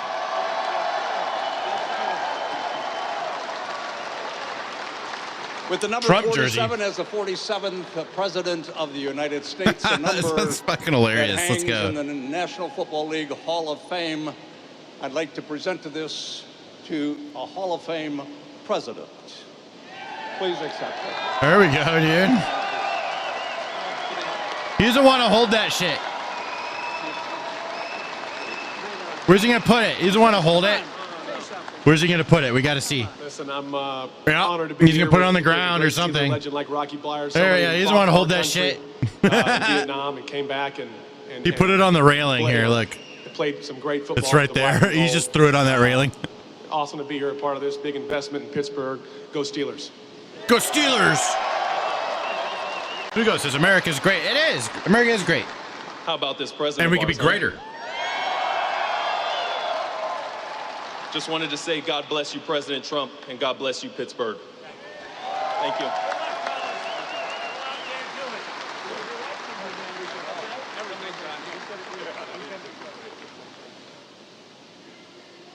Thank you very much, everybody. It's a great group of people. And he did have a lot of courage, didn't he? Not that big. It's like, okay, I said, Rocky, I've had you up to here. But boy, does he have a heart, right? Heart's, it's all about the heart. Also, Senator Dave McCormick, who had a great election victory, and he sends his regards. Nothing great about America for the last 40 years. Trying to get a Man, I mean, I feel bad for people who believe that, you know. I think that we're doing good and we have problems at the same time. And we got to get it done. So They're- thank you it's to at the same Dave. time. He's been great. And we're moving forward. Perhaps most importantly, let me thank the tough, hardworking members of the United States Steelworkers Local 2227 and the United States Steelworkers Local 1219 and the United States Steelworkers Local 1557. You people are amazing, and look what you've been able to do. Look what you've been able to do. This is a big deal today. This is a big deal. You know, I have to tell you about Nippon. They kept asking. As an investor, I'm doing just fine. Dude, yeah, hey. I mean, and anybody can do it. Anybody could be investing right now. Now's a good time to do it. You know, you just put a little bit. You know, like $20 a month if things are that tight. See if you could just spare $20, put it away. You know, just to get it started. But that was a good time. I gotta say. You know, think about when you're old. Asking me over, and I kept rejecting it. No way, no way, no way. And after about 4 times, I said, you know, these people really want to do a great thing. They really want it. And they're putting up, you know, billions of dollars, and they're going to do this plant and other plants, and it's great, and you're going to have control, you're going to maintain control, and nobody would put up money like that. And every time, Dave, I think you'll say, every time they came in, the deal got better and better and better for the workers, because I didn't give a damn about anybody else, if you want to know the truth. And the rest of them, they'll take care of themselves. But for the workers, and I have no doubt that Nippon and Dave and everybody else, we're all working together, and I'm going to be in Washington. I'm going to be watching over it, and it's going to be great. But there's unbelievable. Jealous of my hairline? Bro, you know what? Thank you. I just got lucky and I have some good hairline genetics, I guess, bro. I mean, and I'm the kind it's rich coming from someone who probably has like good hair genetics, but like I rock bald, you know, I'll shave my head. I look good, dude. I don't know. So like, I wish I could, you know, like trade with somebody and be like, bro, I don't mind. I'll take the bald. I rock bald. Right here. Take it, man. Cause I don't appreciate it enough, you know, but yeah, I don't know. I just kind of got lucky with the genetics. Spirit for what you're doing, and I'm telling you, you're going to find out that the great people of Japan, and we love them. You know, Shinzo Abe was my friend. He was a great prime minister of Donald. Japan, and unfortunately, he's no Turn longer. your head, Donald. Have you guys seen that? Right with the. Hold on. Okay, hold on. I gotta find that real quick. We'll come right back to this, but come on. Let me work something out real quick. Shinzo Trump meme. Here we go. Oh yeah. All right, guys, you have to see this. Let me get situated here for you over on YouTube Shorts so you can see better. That should be pretty good. All right, there we go. All right, we're gonna watch this one right on top. That's a little bit old. That chart. That chart's a couple of months old. Donald. Donald, you must move your head. Shinzo, you died, and I'd never got the chance to say goodbye. Donald, I don't say goodbye. You need to remember your training. No goodbye. Move your head. I cannot explain. Move your head, Donald. Go. Wait, Shinzo. This is so if good. I never see you again, then no goodbyes. And see you later. Space cowboy. But you will see me again. Oh my god. Because there's one last thing Shit is so fucking funny. I must do. I'd watch the fuck out of this anime. Come on. Let me get the dude. Come on. Please, Japan. If you want to really see something that's said,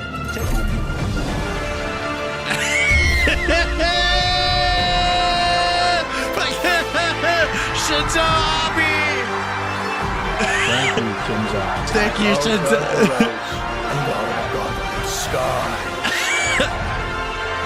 Oh, dude, this shit kills me. I just think of this meme every time because Trump always brings up Shinzo. Longer with us. You know what happened with Shinzo? But he was a great friend of mine, an amazing man, and it's an amazing country, and you're going to have a tremendous relationship. So thank you very much. We very much appreciate it. Very much appreciate it. For more than 124 years, the men and women of U.S. Steel have poured the molten metal and forged the tempered beams that built America's railroads, bridged mighty rivers, and raised up towering skyscrapers like the ones we have in New York. 100 stories high and much higher than that. The city of Pittsburgh used to produce more steel than most entire countries could produce. And it wasn't even close, but our steelworkers know better than anyone. Decades of Washington betrayals and incompetence and stupidity and corruption cost this region over 100,000 steel jobs, and they melted away just like butter melts away.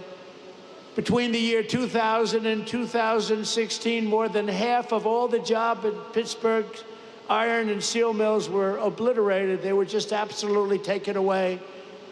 Like you take away candy from a baby. When I came into office 8 years ago, I proclaimed a simple but crucially important principle. If you don't have steel, you don't have a country. You don't have a country. You can't make a military.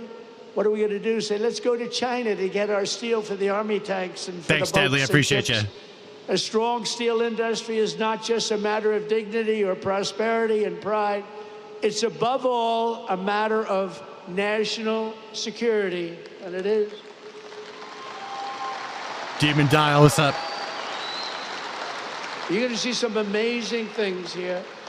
That's why I fought for the American steelworker like no president has ever fought before. That's why I won your votes like no president has ever won before.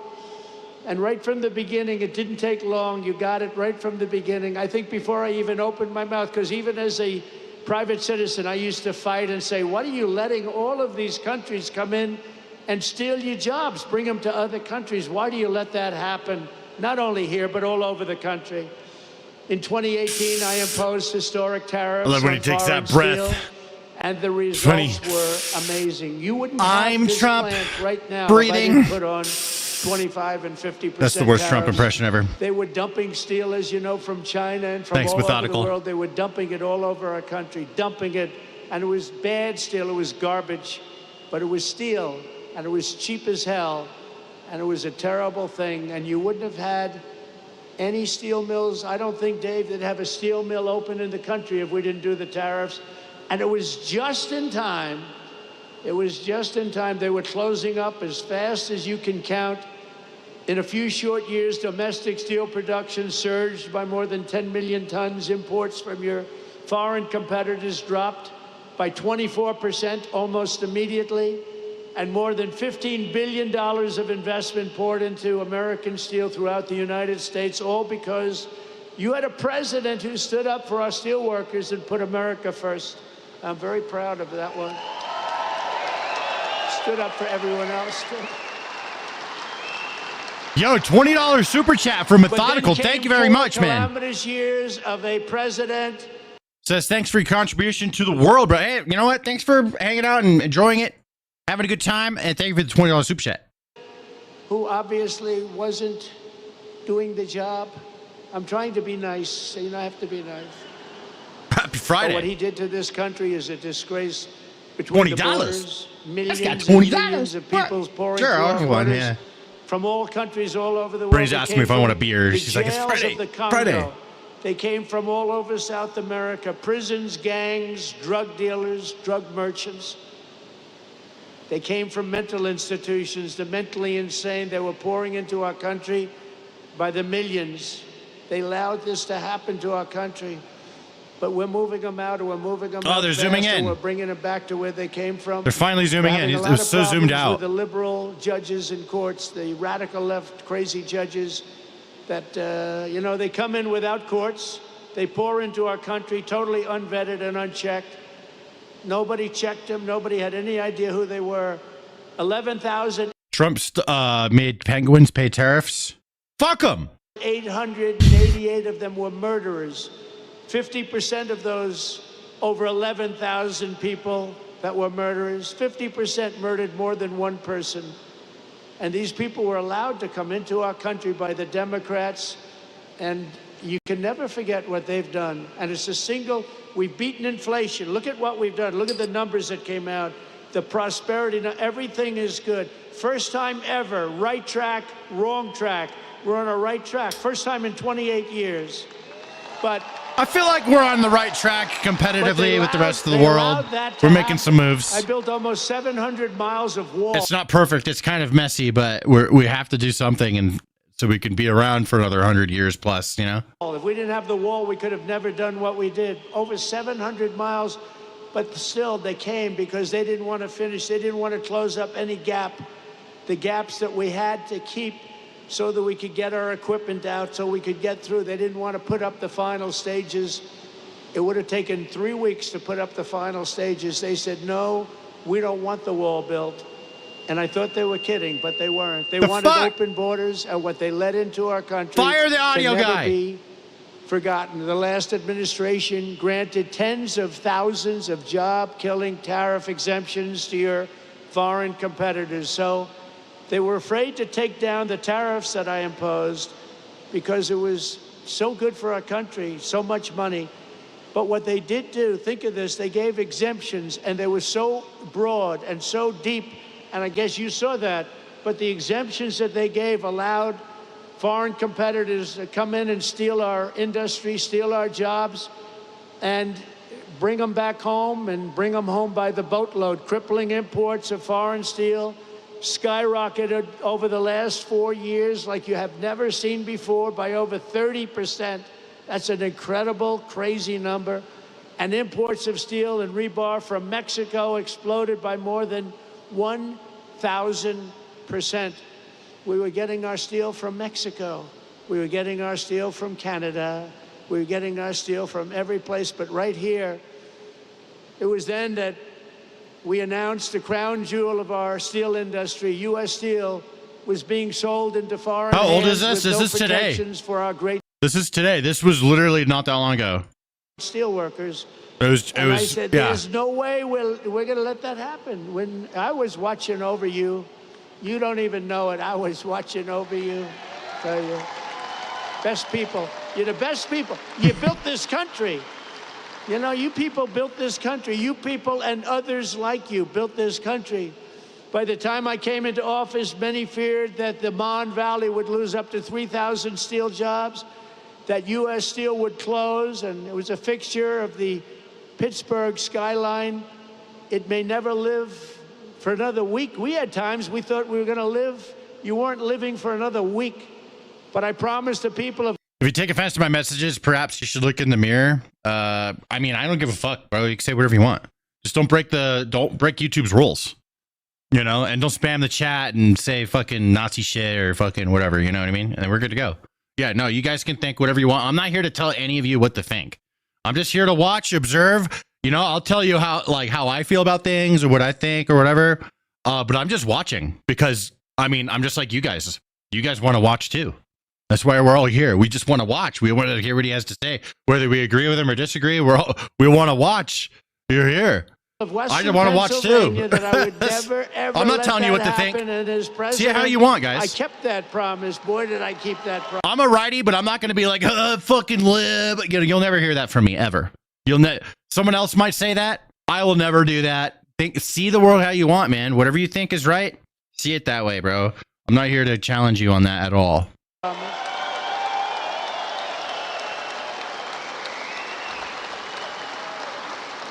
So soon after initially taking office, I imposed powerful 25% tariffs on all foreign steel and ended each and every one of the Biden exceptions and exclusions.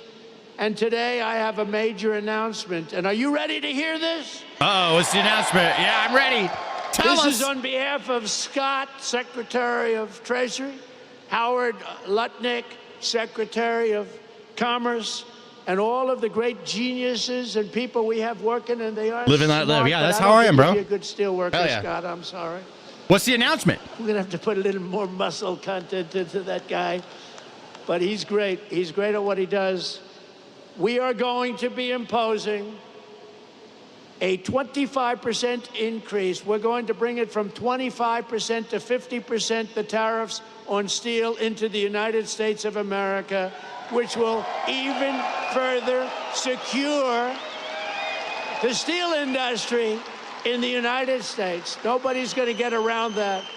Bro, Trump fucking loves tariffs. I mean, everybody rubs one out, dude. And I mean, I'm thinking his material, his spank bank material is tariffs. All right? That's what I think. That's how much he loves tariffs. He loves them like, yeah, he loves them. So we're bringing it up from 25%. We're doubling it to 50%.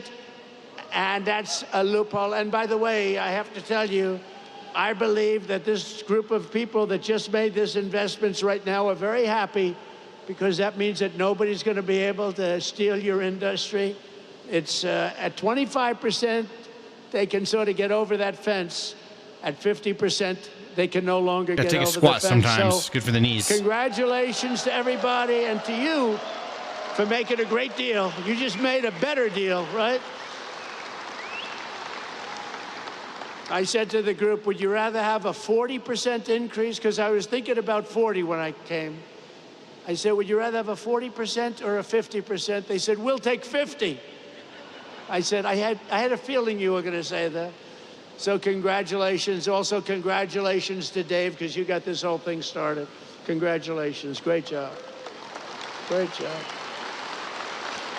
The people here understand the word tariff, and you understand it better than the people on Wall Street. But now the people on Wall Street are finding out. They're saying, wow, you know, Trump was right. You saw today they had an announcer, Joe Kiernan, CNBC, Maria Bartiromo, who's so fantastic on Fox Business.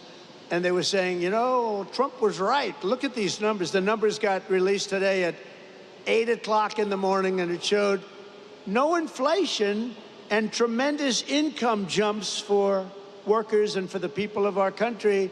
And they go, wow, he was right. He was right. But you knew that. You knew that before Wall Street. The workers knew that. We don't want America's future to be built with shoddy steel from Shanghai. We want it built with the strength and the pride of Pittsburgh. It's Pittsburgh steel, it's U.S. steel, and it's going to be something even more special when you get all that. This is real. Billions What's up, of dollars AKM? of new equipment that they're going to be investing right here. Billions and billions of dollars. Since I imposed our steel tariffs, and you know, I said that tariff to me is the most beautiful word in the dictionary. He loves I love the word so much. I've always loved it. For 40 years, I've loved it. For 40 He years, I loves didn't tariffs, understand bro. why people weren't in this country using tariff. They use tariffs to kill us. Yeah, this They was use like tariffs literally to not take that our long ago. businesses, not only steel, Like an other hour ago. businesses too. And we never knew how to use tariffs back, because we had people in the White House that either didn't care or weren't very smart, or both. And it really starts with the White House. It's very simple. It starts with the White House. But I said, it's my favorite word in the dictionary, the word tariff. And I got slaughtered in the fake news. I got killed. Love it. They said, what about Favorite love? word in the dictionary. What about wife and family?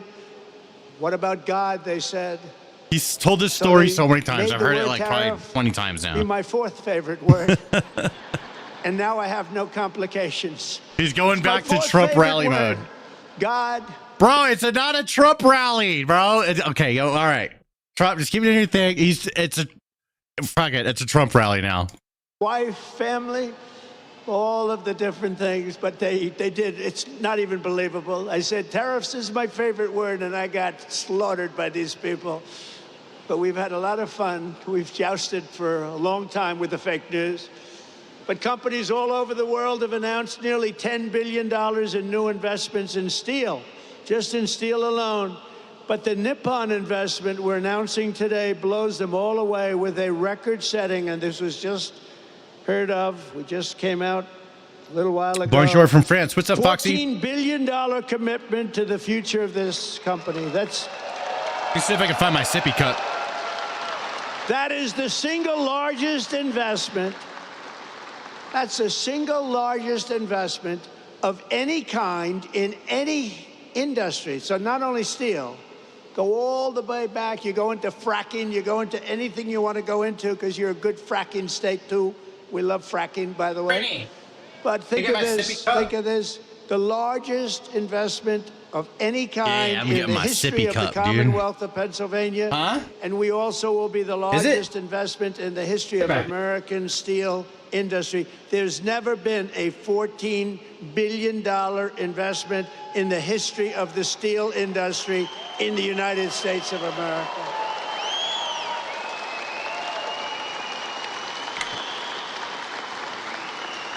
And Pittsburgh will very soon be respected around the world as the Steel City again.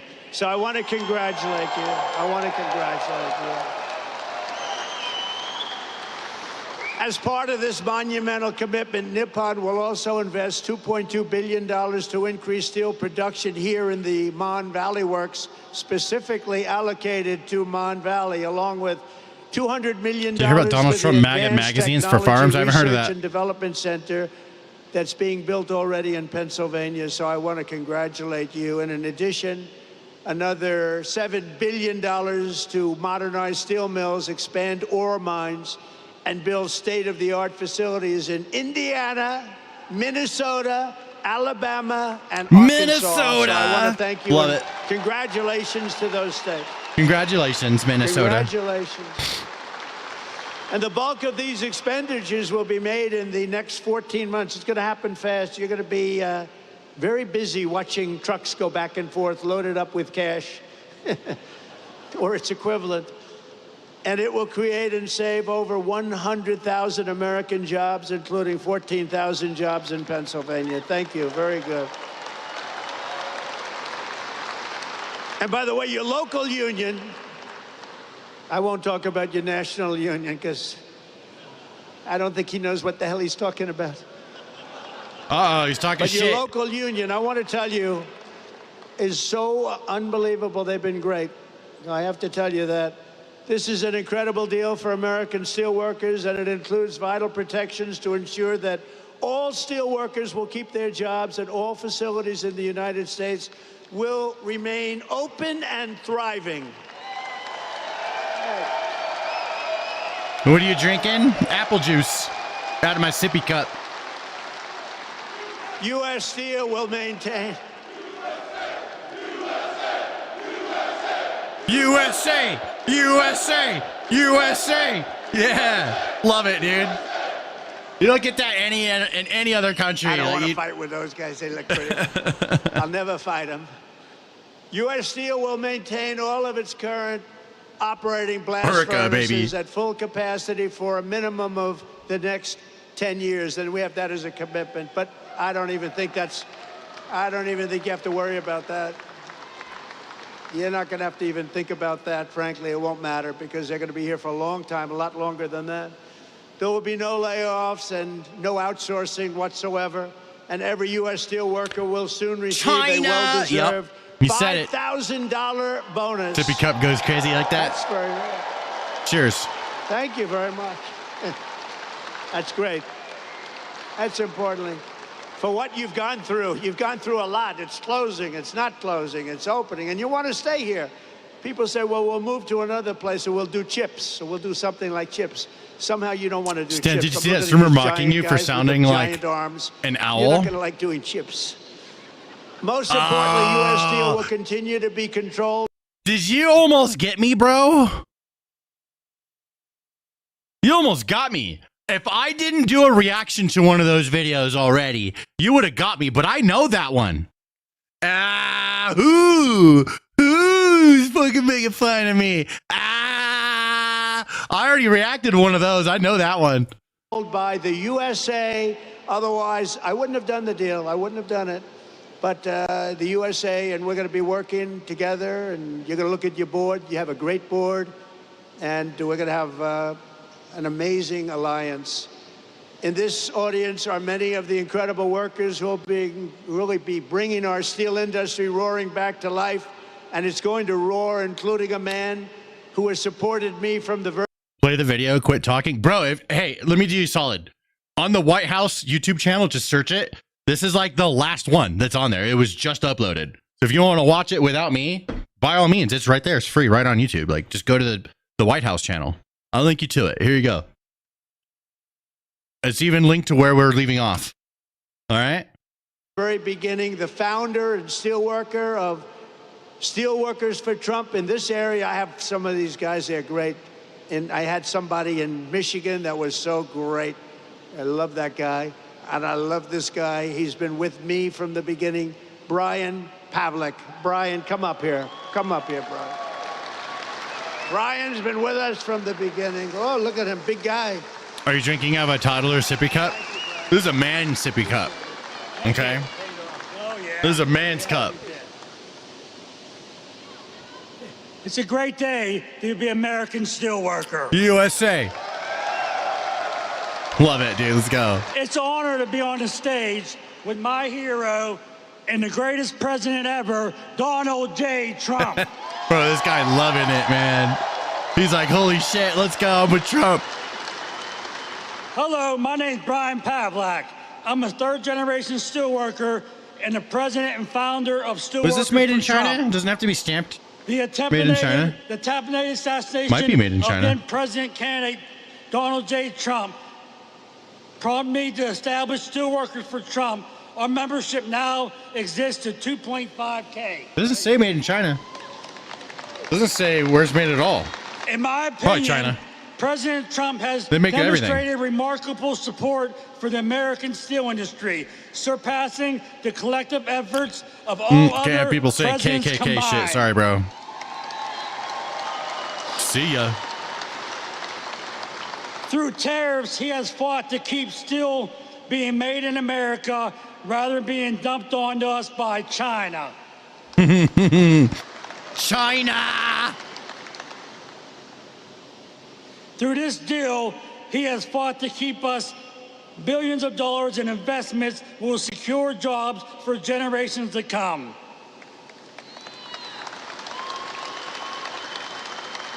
Thank The struggle you, loves President Papa, but Trump, we hate Trump. for your I get it. commitment to revitalizing the American steel industry and restoring its greatness. Trump's not very friendly with everyone else, you know?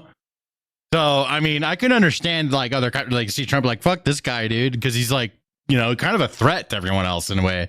Like, dude, is he going to affect us somehow, you know? And also his like attitude is it's a very American thing, you know, old school, fucking blow hard, right?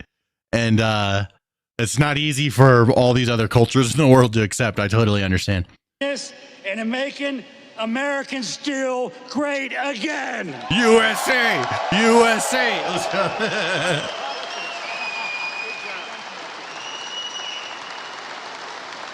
Thank you, Brian. Great guy. And he was with me right from the beginning, I think, Brian, right from day one, and I appreciate it. We won't forget it either. So let me also bring up real fast a few guys that I met backstage that I was very impressed with. Jack, Jason, Scott, Donald, and Kurt. Come on up here, fellas. Get up here. Yeah, come on up. Who else we got? Trump. These guys are great. Come on. They're happy people.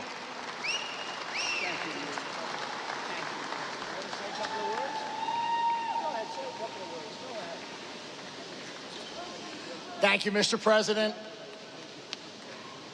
I'm not prepared, but I can tell you I would rather be nowhere. You guys are screwed. I mean, you want to place a bet on that? Like, I mean, or would you be willing to bet everything on that? Because I would bet everything that we're not. Easily. Right now, I'd bet everything that we're not screwed. I also would double down on that bet, and I bet that people that say that you guys are screwed, in reality, you want us to be screwed. Fantasize about us to be screwed. You think that, like, we're powerful now? Just wait. The U.S. is just going to gain more power. You know, rich get richer is real. The rich do get richer. Us and all the other rich countries are going to get richer. And we're going to have more influence. It's just that, yeah, I don't know. It's like we're not, dude. Everything's going to be even better. It's just going to get better and better and better. We're going to keep growing, pushing ourselves socially, technologically. Than where I am today, with all of my U.S. Steel family, friends, and everybody that I love. Thank you very much. Thank you, Mr. Berg. Thank you, Mr. Maury. And most of all, thank you, Donald J. Trump.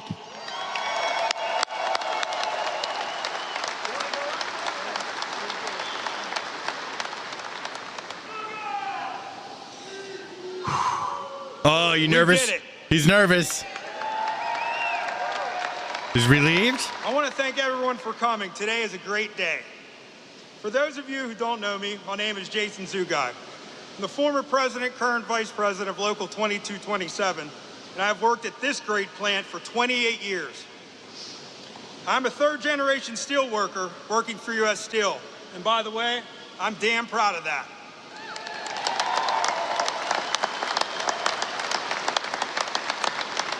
So, when we decided to stand up for the men and women of the Mon Valley, we knew it wasn't going to be easy. Almost every day there were obstacles in our way. At any point we could have chosen to give up, but we are steel workers, and giving up just isn't something we do. These investments will ensure steel will be made right here in Pittsburgh for years to come.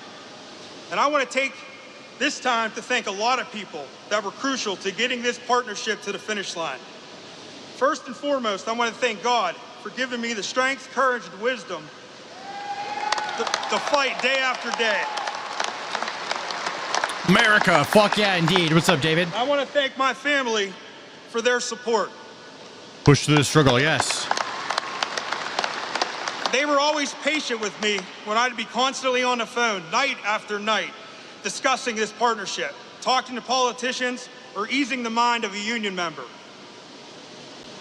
I want to thank Jack Maskell. We've been together from the beginning through this.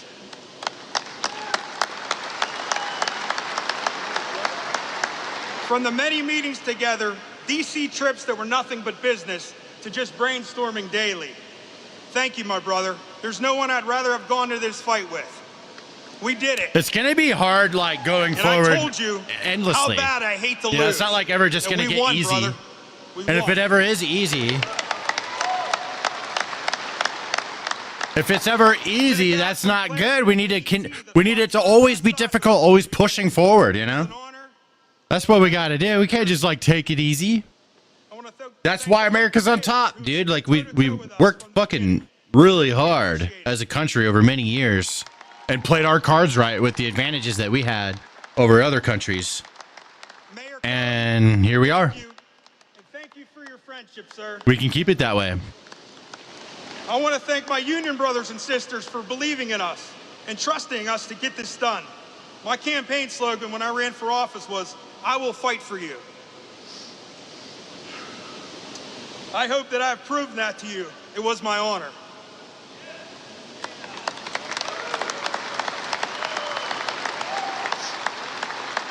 Hello from Selena Fresno. Zito, What's up, Joe? Jose? Thank you. From the wonderful articles you wrote and the social media post. And Looks like a everything you Trump have done rally. behind Bro, it 100% looks like a fucking Trump rally. Like, this steel, you know, like, Trump delivers remarks on U.S. Steel deal. It's a rally. You are a rock star. Hilarious. Thank you.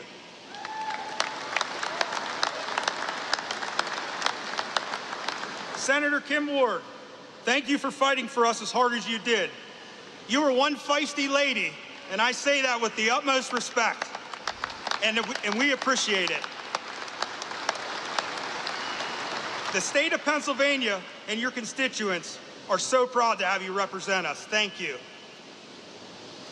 Chris Hall, just a small-town guy from Chalfont that made it out and wanted to give back to his community. Thank you for your words of wisdom and unwavering support for your community. You did a good thing.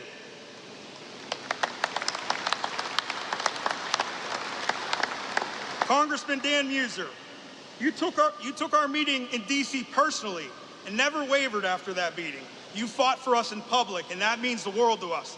We will never forget your support, and you can count on ours as well. Thank you.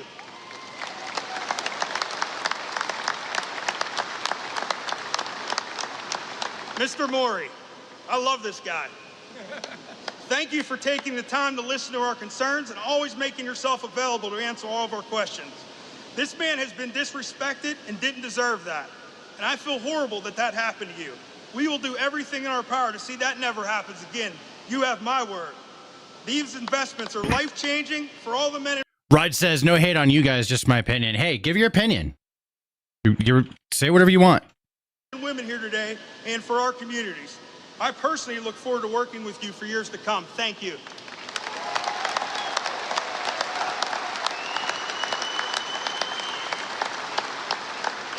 I want to thank the men from New York and D.C. that called me every day. Every day. They gave me breaking news, advice, and guidance through this process. You might have been behind the scenes, but you definitely had a hand in getting this partnership to the finish line. Paul, Curtis, Chris, thank you. America dodged a bullet. I agree, dude.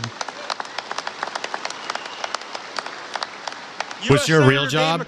Dude, believe it or not, I'm full-time content creator. I do pretty good. Senator at a Trump rally. I love this job. This is the best job ever. Like, someone was like, get a real job. And I'm like, bro, I don't want to get a fucking real job, dude. I want to do this. This is so much more fun, you know? So, I mean, but yeah, no, I do this.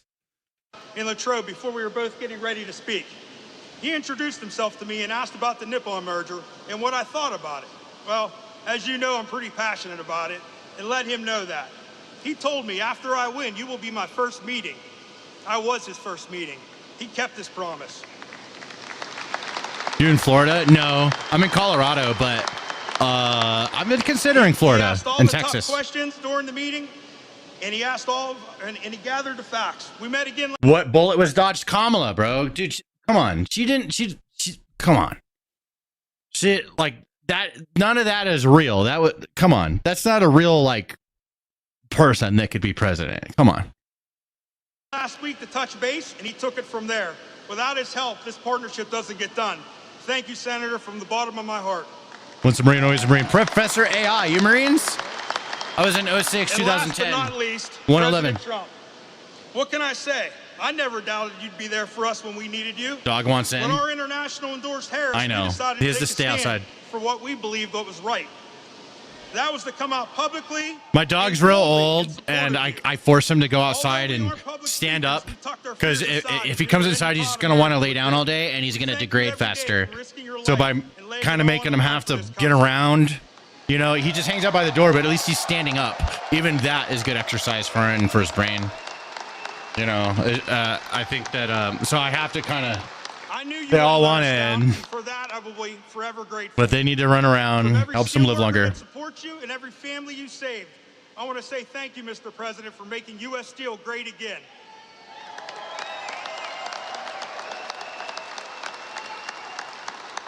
God bless America. God bless U.S. Steel. Thank you.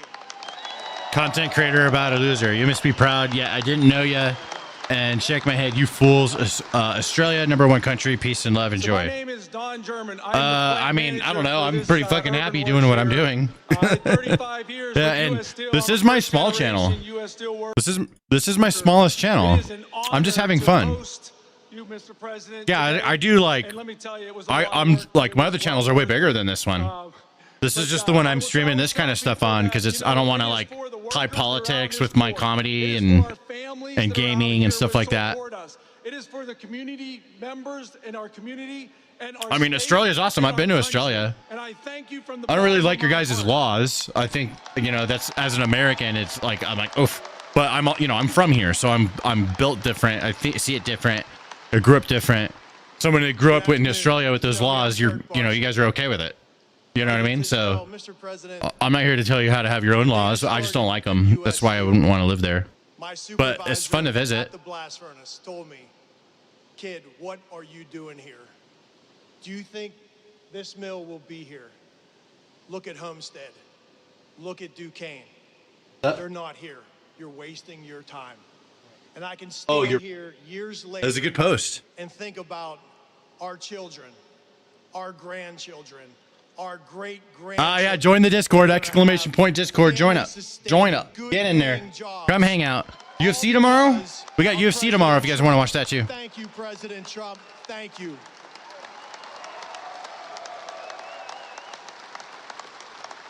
You must be doing good because that's when the haters come out. I mean, yeah, I mean, when you have like a higher volume chat, then, and I let everyone kind of say what they want. It doesn't really bother me, you know, like you get a lot of comments and stuff, and I just, you know, I get it, you know, I understand. It comes with the territory, and I don't mind. Great people.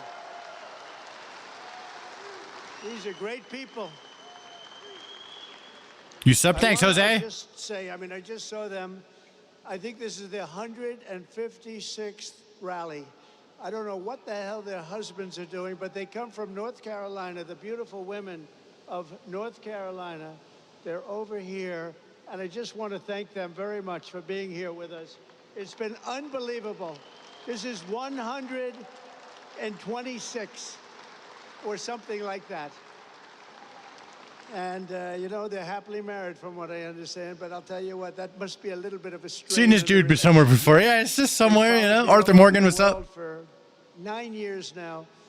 I go to so many rallies, and we appreciate it. It's called love, and there's so much love in this room. It's incredible. The men and women here today, they work every day to keep America powerful and strong, and for decades you watched as one globalist politician after the next sold you out and sent your dreams to China and to many other foreign countries, but now you finally have a president who's working for you and fighting for you, and we're going to be watching over you. This is going to be so successful. Love it when Trump brags. I'm so proud of this. This is going to be a very big day. I hope it's going to be one of the biggest days in your life. Turn this up. I don't want it to be the biggest, you know. You got married, you had children. I guess we got to give that to them and give that to you. But this is going to be truly one of the biggest days in your life. I feel sincerely, I have such confidence in this group of people. Finally a stream that lets people say what they want without hating on each other. Since my election, sometimes you guys start fucking talking shit, but I appreciate it when you guys don't. we've created nearly 500,000 new jobs, including 10,000 manufacturing jobs, and those numbers are going through the roof. We're going to have close to $11 trillion invested in new investments in the United States, and you can look at other years. There's never been anything like that. And by the way, that's essentially in 2 months, not 4 months, because it took me a little time to get acclimated. But over the last 2.5 months, we're over $11 trillion is going to be coming. Apple is spending $500 billion to invest in America, not in China. NVIDIA, $500 billion. TSMC, if you look at this one, TSMC, and this is a company the biggest in the world for chips, $200 billion at least. Amazon, $4 billion. Johnson & Johnson, $55 billion. Merck, Stellantis. Only $4 General billion Motors from are Amazon? putting in billions Did he mean and more? billions of dollars. We have it all done. It's going to be all with very little inflation. In fact, it was 2.1% in April, way down. You went through inflation that was probably the greatest inflation in the history of our country over the last 4 years. And now we have... Stan is good. He tells you like he thinks, but doesn't block you if you think different. The only other channel I found similar was Super Duper Vision, but he tries to stay neutral. You know, I tried to stay neutral at one point, and I'm kind of neutral like on my other channels, but this one's the one where I could be real about these things because, you know, some people want to know, but also I just kind of feel compelled to be able to have the freedom to kind of just say what I think, but I'm not trying to tell anyone else what to think. Think what the fuck you want, man. I'm not trying to Have it down convince. to around- I'm not trying to change the world here, dude. I'm just watching this stuff because it's interesting. You guys are watching it for the exact same reason I'm watching it. 2%. Grocery prices are down. Mortgage rates are down. Energy prices are down. And gasoline prices over Memorial Day weekend were the lowest they have been since 2003. Think of that. In fact, in a couple of states, gasoline, $1.98 a gallon. When have you heard that number lately? Income soared in April, up 0.8%, almost triple expectations, and we achieved the largest drop in consumer prices and the largest increase in consumer confidence since the pandemic, and actually probably about 20 years before the pandemic. Last month, we also cut the trade deficit in half, and that's the story of today. They can't believe it. The numbers just came. We cut, before we even get started, actually, we cut it in half, the trade deficit. And very importantly, have stopped the invasion of illegal aliens who are undercutting your wages and stealing your jobs. You saw that last month. 99.999%. Can you imagine? That was our cut.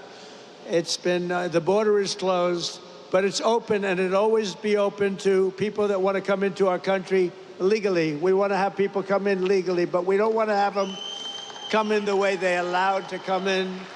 We've ended the flood of criminals, gang members, murderers, drug dealers, and human traffickers, and we're sending them back to the places from which they came. And the future of American workers is only getting brighter. I said before, and I'll say it again, we have the hottest country right now. And just Sylvia says the thing that's like the most reasonable than like most of you guys are saying. No offense. She says, see how the economy goes. Time will tell. That's like the most reasonable take because none of us fucking know. Everyone wants to act like they know what's going on and what's good, what's bad. And we don't fucking know. Everyone's kind of going off of their feelings, you know, even in the chat, it's a lot of feelings. But if you're going to be truly honest, you'd say like, I don't fucking know. I guess we'll have to see, you know, I think a lot of people are angry that Trump's in charge. And if he failed and the country failed, they would feel like validated, you know, and I don't think that's a good thing. The honest thing to say is we'll have to see what happens because he's kind of an unpredictable president and the results are unpredictable too. We're not really sure. It could be a disaster. It could be excellent. I'm hoping for excellent. I feel way more confident in Trump trying to get things done that are, you know, positive for the future of the country than fucking Kamala.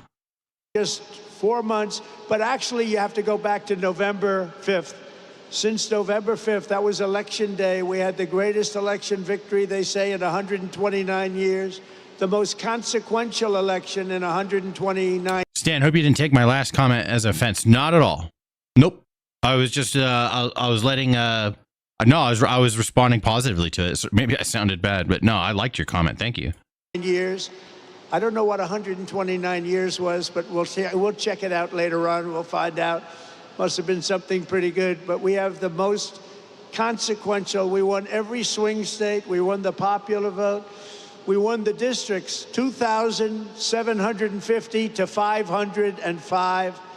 We're doing a job, and you're doing a job, and it's only because of you that we could have had that success. We're right now on the verge of passing the largest working class tax cuts in American history. We got to get that beautiful, big bill, beautiful, beautiful as it is. We got to get it passed. The marketing Senate, of this call your guy. Senators. And I'll tell you, you have great people representing you. Your senators, your congressmen, you have great people. Every single Democrat House member voted to impose the largest tax hike in history. The Democrats are voting for the largest, highest tax hike in history. I've never heard of it before.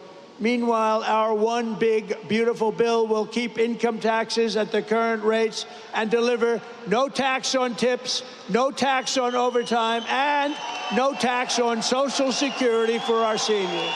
Bro, is there no tax on streamer tips? Because that would be fucking crazy, dude. Like, streamers already make too much money. Imagine if, like, all the super chats were not or tax-free. That would be ridiculous. Jesus. But fuck yeah, no, like, and we're going to make the interest payments as you for know. all the gig workers out there, I hope this like actually goes through and like no tax on tips and overtime and things like that actually happen. On cars, we're going to take the car payments and we're going to make them those interest payments. You buy a car, you borrow money. We're going to make interest payments tax deductible, but only if the car is made in America, and that means made with American steel and steel from U.S. Steel. And we're permanently expanding the. I don't think this channel is either Republican or Democrat. Yeah, I guess. I mean, I don't really like call myself a Republican, but I'd say I'm a righty. I'm right leaning. But I have a lot of progressive things like, bro, let's make fucking like college free. You know, let's have some sort of option, you know, shit like that, you know, like fucking, but like leave our guns alone. And fucking DEI is fucking racist. You know, child like, tax credit. Fucking, you know, I'm also like pro choice, but I'm also, but I'm not going to argue with someone that's pro life because like that's the way they see it. I don't see either way of seeing it as wrong. It's what the only right answer is to respect the way someone else sees it. Because that's the way their fucking view on it is. Because that's the only way you could do it. Like it's, you can't make your own view everyone else's view. You got to let everyone see it their own way. And we're creating a special Trump account for every newborn child, starting them off with a $1,000 credit to be invested over the course of their life. A little baby is born, they're going to start off with $1,000. And if we do a good job of investing their money, we're going to go with one of the investing guidelines. Who the hell knows if they're any good, but they have a chance to be very rich. It's going to be very cute to see. We're going to follow it very closely. And critically, the bill includes the largest reductions to wasteful spending and pro-life, pro-choice shouldn't be forced on either one, bro. Like I like the way Trump does it, and he's been pretty consistent on this. Let the states decide. Let the community. If there's like very religious communities and they don't want to, like they're very like pro-life, then let them have it, dude. What the fuck? Like, why should we tell them no? There's a community of people that want that. But if there's a community of people that want pro-choice, then let them vote on it and have that. You know, that let the different communities choose what they would like to have for their culture. There's a lot of different cultures in America, a lot of different ways of seeing it. I'm not a religious person, but let there be Christian communities that they fucking thrive, dude. These Christian communities thrive. They're doing great. Just leave them alone. generation Let 'em or do it. more, slashing more than $1.6 trillion in waste, fraud, and abuse. And the one big beautiful bill, and get out there and get your congressmen and your senators and any other senator or congressman you know, get them to vote for it, because the Democrats are willing to vote against the biggest tax deduction or tax decrease in history. This is the biggest tax cut, think of it, in the history of our country. If it doesn't get approved, you're going to have a 68% tax increase. Lots. $5 super chat from Vincent says, wrong, man. It's been framed as if it's a choice, it's murder. Pro-choice is ending a human life. Bro, I mean, I understand how you feel about it, and I'm not even going to disagree with you. That's just how you see it, you know? Like, I'm not going to tell you that you're wrong for seeing it that way, because, like, you're not. But neither am I. You know, I don't think it, like, neither one of us is wrong. You know, it's just kind of like, it's one of those things where it's just how you feel about it. And how I feel a little bit differently, you know. I feel for the person who's already like in full existence more, but that's just how I see it. But I would never tell like a community of people that want to see it differently that they have to do it the way I see it. If the majority of your own community wants to have pro-life for your laws, I would fucking 100% support that. Like, I would never not support you having that for your community, you know? Lots of luck. And the Democrats would rather have you have a tax increase, think of that, of 68%. They would rather have that happen than vote for a bill where you get the biggest tax cut. So there's something wrong. You know, all my life I grow up, I watch politics, and I've always watched politicians say, we will cut your taxes, we will cut. These Democrats want to raise your taxes, and in theory, a 68% increase. One other thing I did, and you probably saw it last week, you know, we pay the highest drug prices and pharmaceutical prices anywhere in the world by far. Other countries pay sometimes 1/10 of what we pay. A pill that costs $20, We spend $200, $250, $270 in many cases. It's the most unfair thing I've ever seen. And last week I did what had to be done, and it wasn't easy against the biggest lobby anywhere probably in the world, most powerful lobby, the drug companies, and I'm not even calling them bad, but they were able to do things. They're going to be fine, by the way. They're going to just stabilize. But we're going to now call a favored nations where we will pay the lowest price anywhere in the world, and they have to match it. We will be cutting your drug bill by 85 and even 90%. I'd love to see this happen. I really hope that it does. You know, I was very proud in my first administration. You may have remembered, I called for a major press conference because we were the first, I was the first one in 28 years to lower drug prices. They were lowered 0.25% over a period of a year. And I was so proud of that because nobody had ever had an administration where prices of drugs went down. 0.25%, not much. Now we're going to be lowering your drug costs by 90%, by 85%, by 75%, by numbers that nobody's ever heard of before. We will be paying equal to the lowest price of drugs and pharmaceuticals anywhere in the world. Have fun, because that's a lot of money. That's going to bring down Medicare. It's going to bring down the cost of, think of it, Medicaid. It's going to have an effect on everything, but it's going to have the biggest effect on your wallet. You're going to be saving a tremendous amount of money, and nobody else would do that but me. I have taken on some rather harsh critics over that because, again, that's the biggest lobby. I think everyone should become streamers. Every single person. See how long society lasts then. Streaming is not what I would call a real job. Hey, bro, I mean, I have to pay. If I have to pay taxes on it, is it not a job then? They spend billions and billions. If I gotta pay taxes, I'm going to consider it a job. $1 a year not to have that done. But I said it's really time to do it. So you're going to have the lowest drug prices anywhere in the world with one big, beautiful. I wouldn't call it like the hardest job, but it do be a job. Okay? I mean, I got to pay taxes on it. You know what I mean? I'm not. I would much rather do this than a lot of other things. So that's why I worked real hard to do this. This is where I wanted my life to go personally. But yeah, I'm not going to sit here and say it's the hardest thing in the world. It could be quite a challenge figuring out how everything works and how you operate in this space successfully. But yeah, once you get it figured out, it ain't that hard. Bill, we will protect over 7 million jobs, raise take-home pay for American families by up to $13,000 per household, and reduce taxes for working-class Americans by as much as 13%. Those are big numbers. The bill will also remove 1.4 million illegal aliens from Medicaid and protect the programs for truly needy Americans. As long as you're not doing OnlyFans, I can respect it. I made one, but I put a picture of a foot and some cheese on it, and that's it. It's like a free one as a joke. These people like you, these are heroes. The jobs they have done, they go into areas that are so dangerous, it's unbelievable, but they're tough, they're smart, and they love our country. So I want to just thank $2 super chat from Liam says, "Get a job." Put the come on, Stan. Put the fries in the back, bro. Okay, I'm gonna apply at McDonald's. I promise. Okay.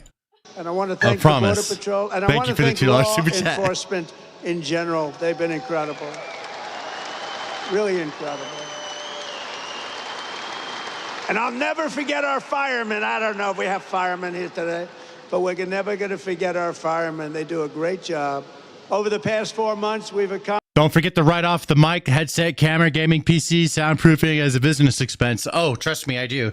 Also, I wrote off the standing desk. Accomplished more than most administrations. It's even 4 years or even 8 years. We've done this in 4 months. We've done something on spirit and optimism and pride, which is sweeping across our land. And with the announcement, it's surging like never before here in Western Pennsylvania.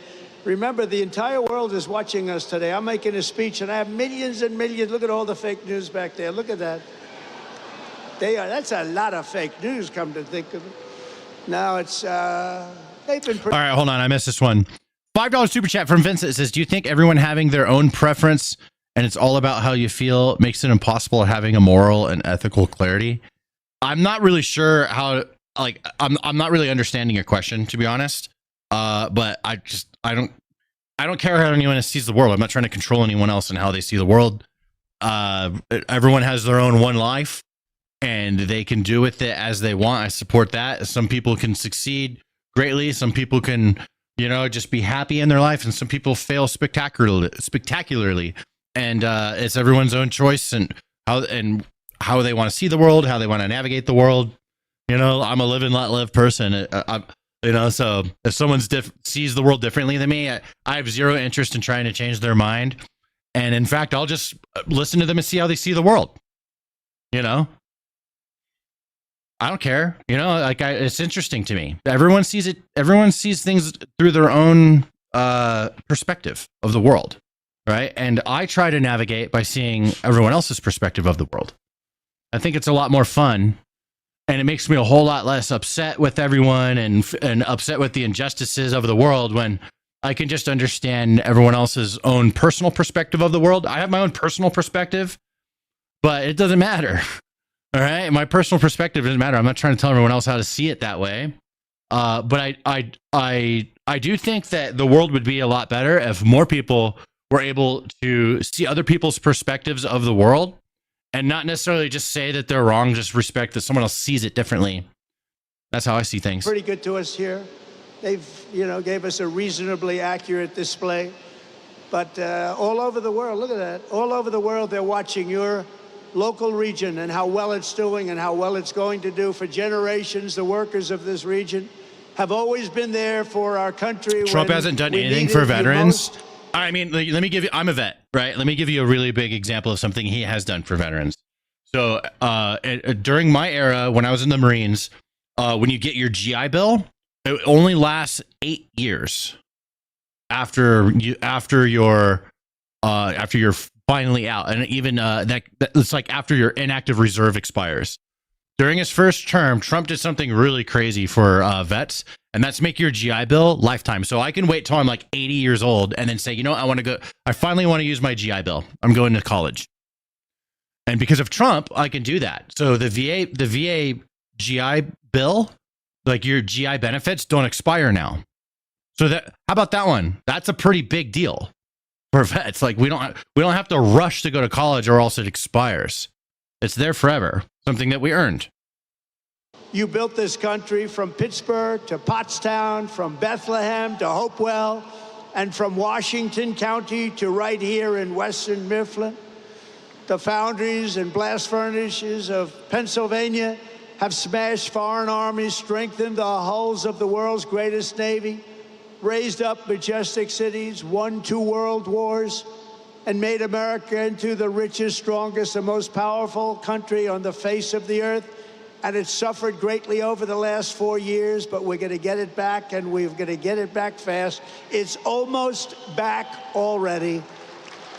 It suffered, though. It suffered. I'm not going to make any excuses. It suffered with incompetent, radical left lunatics. But under our leadership, we're making it richer, stronger, and more powerful than ever before. And that's why I want to thank you very much. And thank you, Prime Minister, and thank everybody. They all knew what was happening here. With the help of patriots like you, we're going to produce our own metal, unleash our own energy, secure our own future, build our country, control our destiny. And we are once again going to put Pennsylvania steel into the backbone of America like never before. Speed the golden McSheets. age of America has only just begun, and together we are going to make America great again, greater than ever before. Thank you very much, Pennsylvania, and God bless America. Thank you very much. The content president. I'm going to try and stream every day. Trump is doing shit, so it'll mostly be Monday through Friday. I also do a lot of gaming streaming at night. Having a job isn't the American dream. Being self-made is. You know what? I used to think that, but I've spoken to so many people who think, who are, they don't want the stress of being self-made because it's scary. right? Sometimes it's easier to just contribute to something for some people, and they just want to feel the safety of like, hey, I can work here for a long time, I can make a living, I can support my family, and they can enjoy their life with their family, you know, and provide, and that's fulfilling for so many people, you know. It took me a while to learn that, you know, because I've always pressured, like, do more, push. Everyone, you're so much more amazing than you think. And I'm always motivating everybody, trying to get everyone to do the best they can. But sometimes you got to let someone be a new follower, average, because that's what they want, dude. You got to let it go. You got to let someone, this took me so long to realize, sometimes someone just wants to be average because it's comfortable for them and they're happy there. That's all they need. And I finally respect that, you know, personally. It's okay. Some people want more. Some people just want to exist happily with their family. Some people fail spectacularly and they end up in, you know, they have a hard struggle for their life. It's a bunch of different choices people make, and you gotta, and you can't change everyone, you know. I don't know. This I wish I had that wisdom when I was younger, and didn't take me till in my fucking like 30s to figure that out, you know. But having different priorities doesn't make someone average. That, you know, maybe that's the wrong word. You know, like sometimes someone just wants to have fucking just like average, meaning like they're not trying to have like the craziest career. They just want something stable. You know, maybe it's the wrong nomenclature. I'm not trying to be disrespectful by saying that. So it's just sometimes there's some people that they don't want all the pressure of trying so fucking hard to be like somewhere, you know, fucking spectacular. They just want to exist and have a normal life. I'm not trying to like be disrespectful by saying average. Vote for our boy Kyle Longford for Cali governor, boys. Who's that? I don't know who that is. Thanks for the $2 super chat. Yeah. Rob Marine, what MS were you? I was artillery. Bro, I was artillery. Why are so many of you guys artillery? I was 0811, yeah. 0811, baby. Pull string, go boom. I don't even think our MOS even exists anymore. 0811s. I think it's like all like paladins and like these rocket artillery things they have now. This new shit. You're doing cocaine in a Gucci suit. More power to you. Bro, you guys are talking about tacos. It's making me want some tacos. We could go get some tacos. You want to get some? We can go get, you want to get Marital or somewhere else? Somewhere else? We might get some tacos. 0311 for Tyler. Hey, I was an 08. I'm an 0811. I'm kind of like an 0311, but plus 500. You know what I'm saying? Artillery safe far away from the fighting. It depends. Yeah, it really depends. I mean, they're not just gonna leave the artillery alone, you know. They're not just gonna like let you keep doing it, you know. They're gonna try and stop you if you're shooting artillery, you know what I'm saying? I mean, so what do you think about Trump? I fucking love Trump. I think he's great. Do you like Trump? I do. I don't care if you don't like Trump. Fucking all these taco addicts in the chat, they don't like Trump, but that's cool. Like I always say in my chat, see it how you want to see it. You make me happy, man. I support you. You're a great man. I wish you a great summer. All of your vids are awesome. And it makes me laugh. I love your channel. I wish you a great day. Yo, Speed McSheeks. Right back at you, man. Have a good weekend. Berea is better. I love Berea tacos. Sippy Cup is goated. Yeah, what's up, man? I see you in the chat. Coop in the Twitch chat. We got Zelo in the Twitch chat.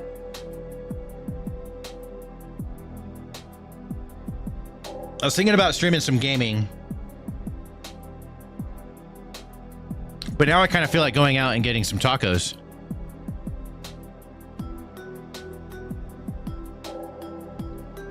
I made it to a live stream. Happy weekend from Hawaii. What's up, Frosty? Thanks for checking out the stream. Appreciate you. We're winding down here, but I'm still just kind of hanging out. I get a chance to, when Trump's yapping, I'm gonna fucking shut up and listen to the man, but he's done, you know, so I'm just kind of replaying it on quiet and talking to you guys for a little bit before we get out of here. Burrilla tacos! Audi 5000, Papa Stanimus. Love you, brother. Hey, what's up, Jeremy? Much love back, man. GoldenEye music. Yeah, dude, the pause music. I just kind of throw that shit on. I have a bunch of old game music and whatever. I just kind of throw it in the background sometimes. Fajita tacos. I mean, that sounds good too. I have some options. Any suggestions for food? I think I'm gonna go out, celebrate a successful week. I'm making some moves, you know, making some moves with my channels. Feeling good. Brittany's over there looking at menus. 0% tariffs on tacos. Facts, bro. All right, we can't tariff the tacos. And big booty Latinas, we like if they're big booty Latina, no deport. All right. No deport for the big booty Latinas. Burrilla tacos, tube steak. These dudes in the background, what are they doing there? They're just like, they're steel workers. Trump's just, you know, he's doing his speech shit. We can go back to the Elon Musk one. Elon Musk was talking.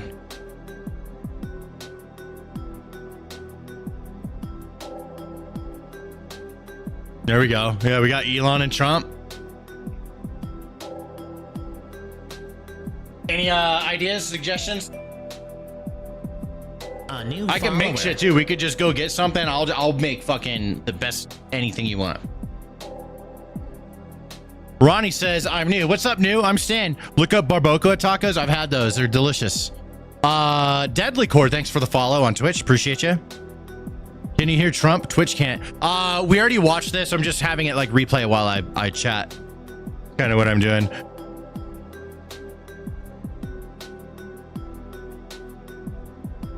Weird music to fap to, but okay. Bro, just go with the beat. Bam, bam, bam, right? This music makes me want to play N64 007. Yo, aren't they adding like online compatibility with like on like Nintendo Switch or Switch 2 or some shit? That would be sick. You sub? Thanks, Ronnie. Uh-oh, my headset's gonna die. I saw a great post the other day where Republicans were talking about boycotting China, but the 100,000 hats and shirts they bought were made in China. Yeah, a lot of shit made in China. I'm really big on like, I like stuff. So I do have concerns with like tariffs and shit like that, but I just don't, you know, understand exactly how they all work. And I'm kind of just letting them cook and do their thing and we'll see what the results are. But I like stuff, you know, like I want my Nintendo Switch to be fucking cheaper when I get a Switch 2, you know, like I don't want to pay extra for tariffs, you know. What's up, Renalyn? So David, thanks for subbing. He says I subbed a while ago.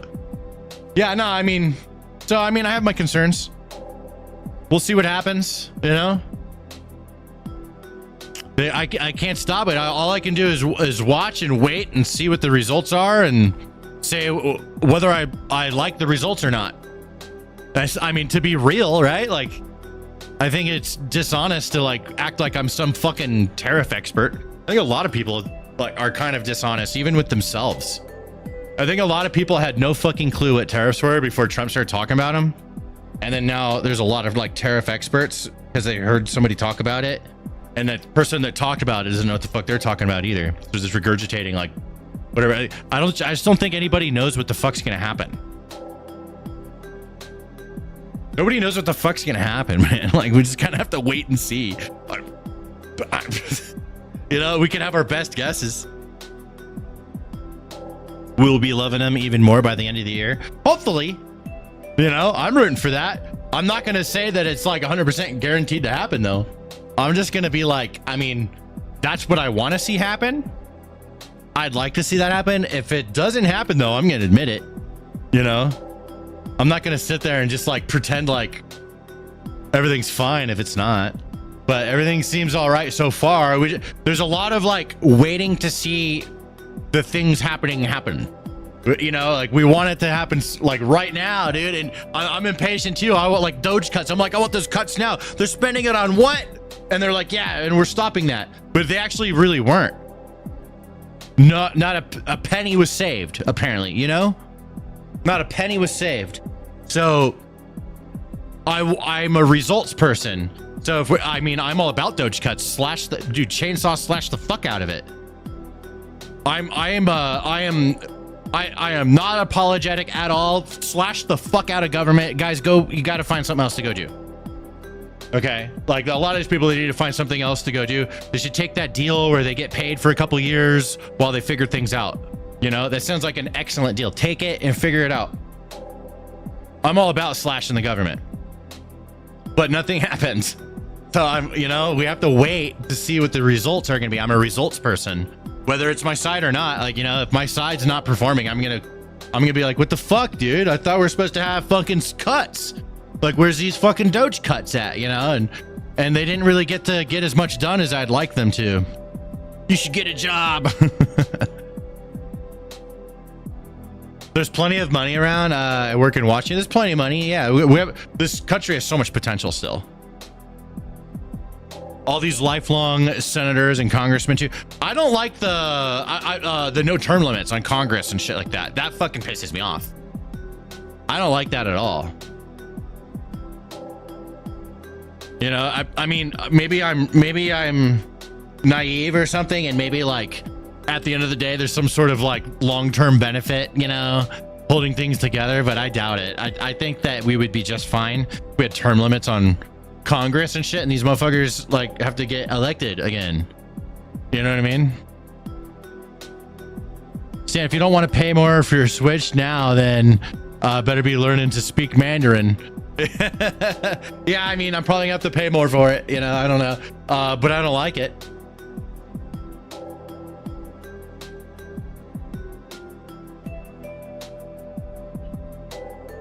This sippy cup be squirting because it's got carbonated sippy in it. It just bursted.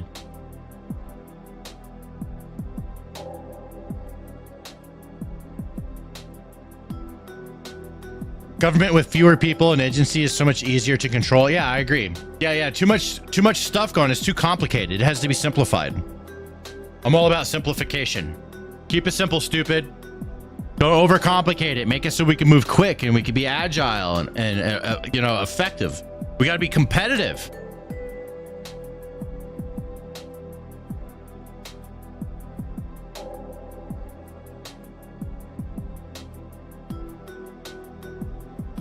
Nintendo Switch, yeah, dude, that's what my politics is based on. If I get my Switch cheap or not.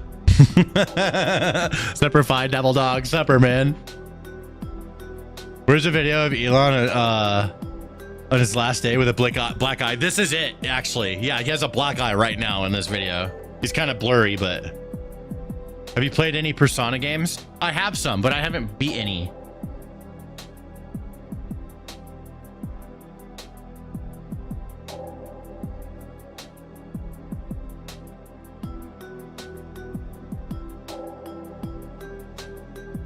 Sip for me, little puppy. Elon abandoned Trump. I mean, I don't know. They said differently here. It says he's still going to be an advisor, right? He's just going back to work. And like I remember when they said he was doing the DOGE thing and he was going to work, like there was like a time limit. So like the time ran out, like they said before Trump even took office. I remember them talking about all this stuff. So it's kind of being spinned as if like Elon's abandoning Trump and stuff like that by lefty news, and you know, it's a little dishonest. I mean, I'm not saying righty news isn't dishonest. I just admit it when they are and say that's bullshit personally, instead of just believing it and saying it in a fucking YouTube chat. You know, like there's bullshit. Like, dude, there's fucking bullshit coming from righty news all the time, trying to make something look bad that's not a big deal, right? It happens all the time. And I just say, nope, yep, that's bullshit. I don't believe that. Okay, these are like, this is like the news that's on my side, but no, that's bullshit. I'm not believing that because that's not real. You guys are just fucking being, what's the word? When you exaggerate your news, right? What's that called? Sensational, right? They're being sensational and shit like that, right? I'm like, nope, that's some all sensational bullshit coming from my righty news. I'm not gonna believe it. And I think that there's more righty people that should be able to do that too, because not enough do. They just believe whatever. But also on the opposing side of me, the lefties, right? A lot of lefties believe a lot of their own bullshit too.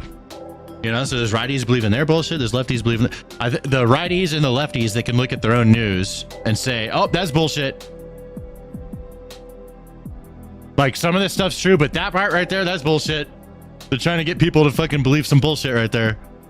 I mean, it's so obvious both sides do it. So whether you're a lefty or a righty, I mean, falling for your own side's bullshit is hell, dude. You got to learn how to like say that's bullshit, that's not, that's bullshit, that's not, you know.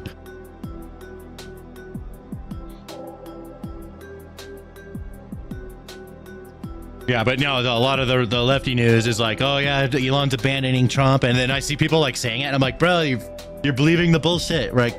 There's things that are true, there's things that aren't. Like they're fucking with you, man. They're making you think that. What's up, Ham Dog? I see you in the chat.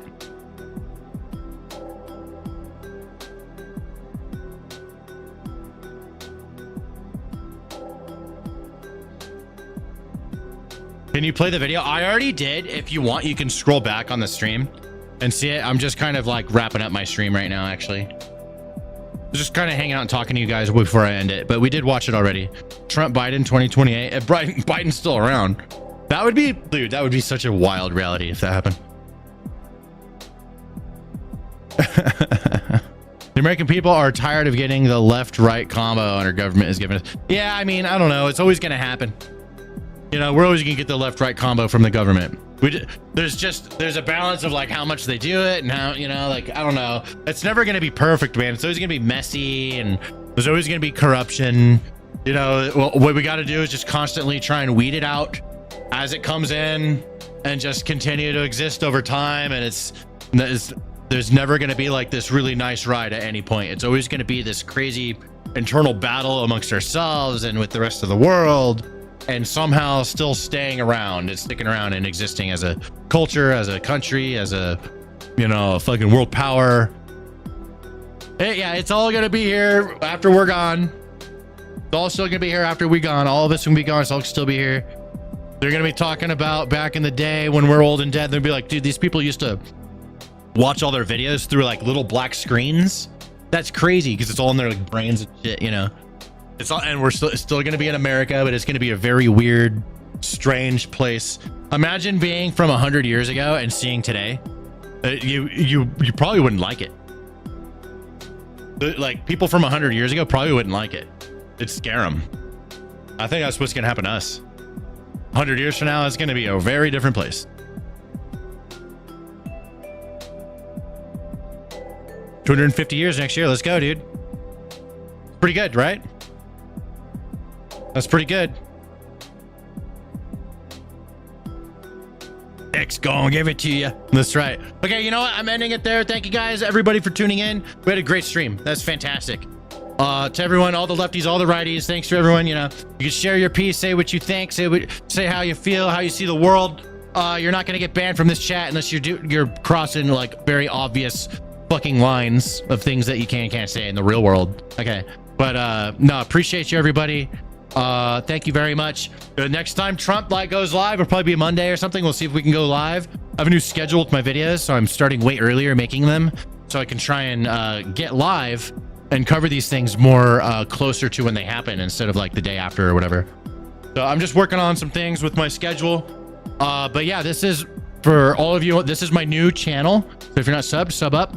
I got a lot of other shorts. If you guys like shorts, check out my other two channels. I got gaming and the Stanimus channel. That's my biggest one. If you guys don't know about it, a lot of good stuff over there. All right, much love. See you guys.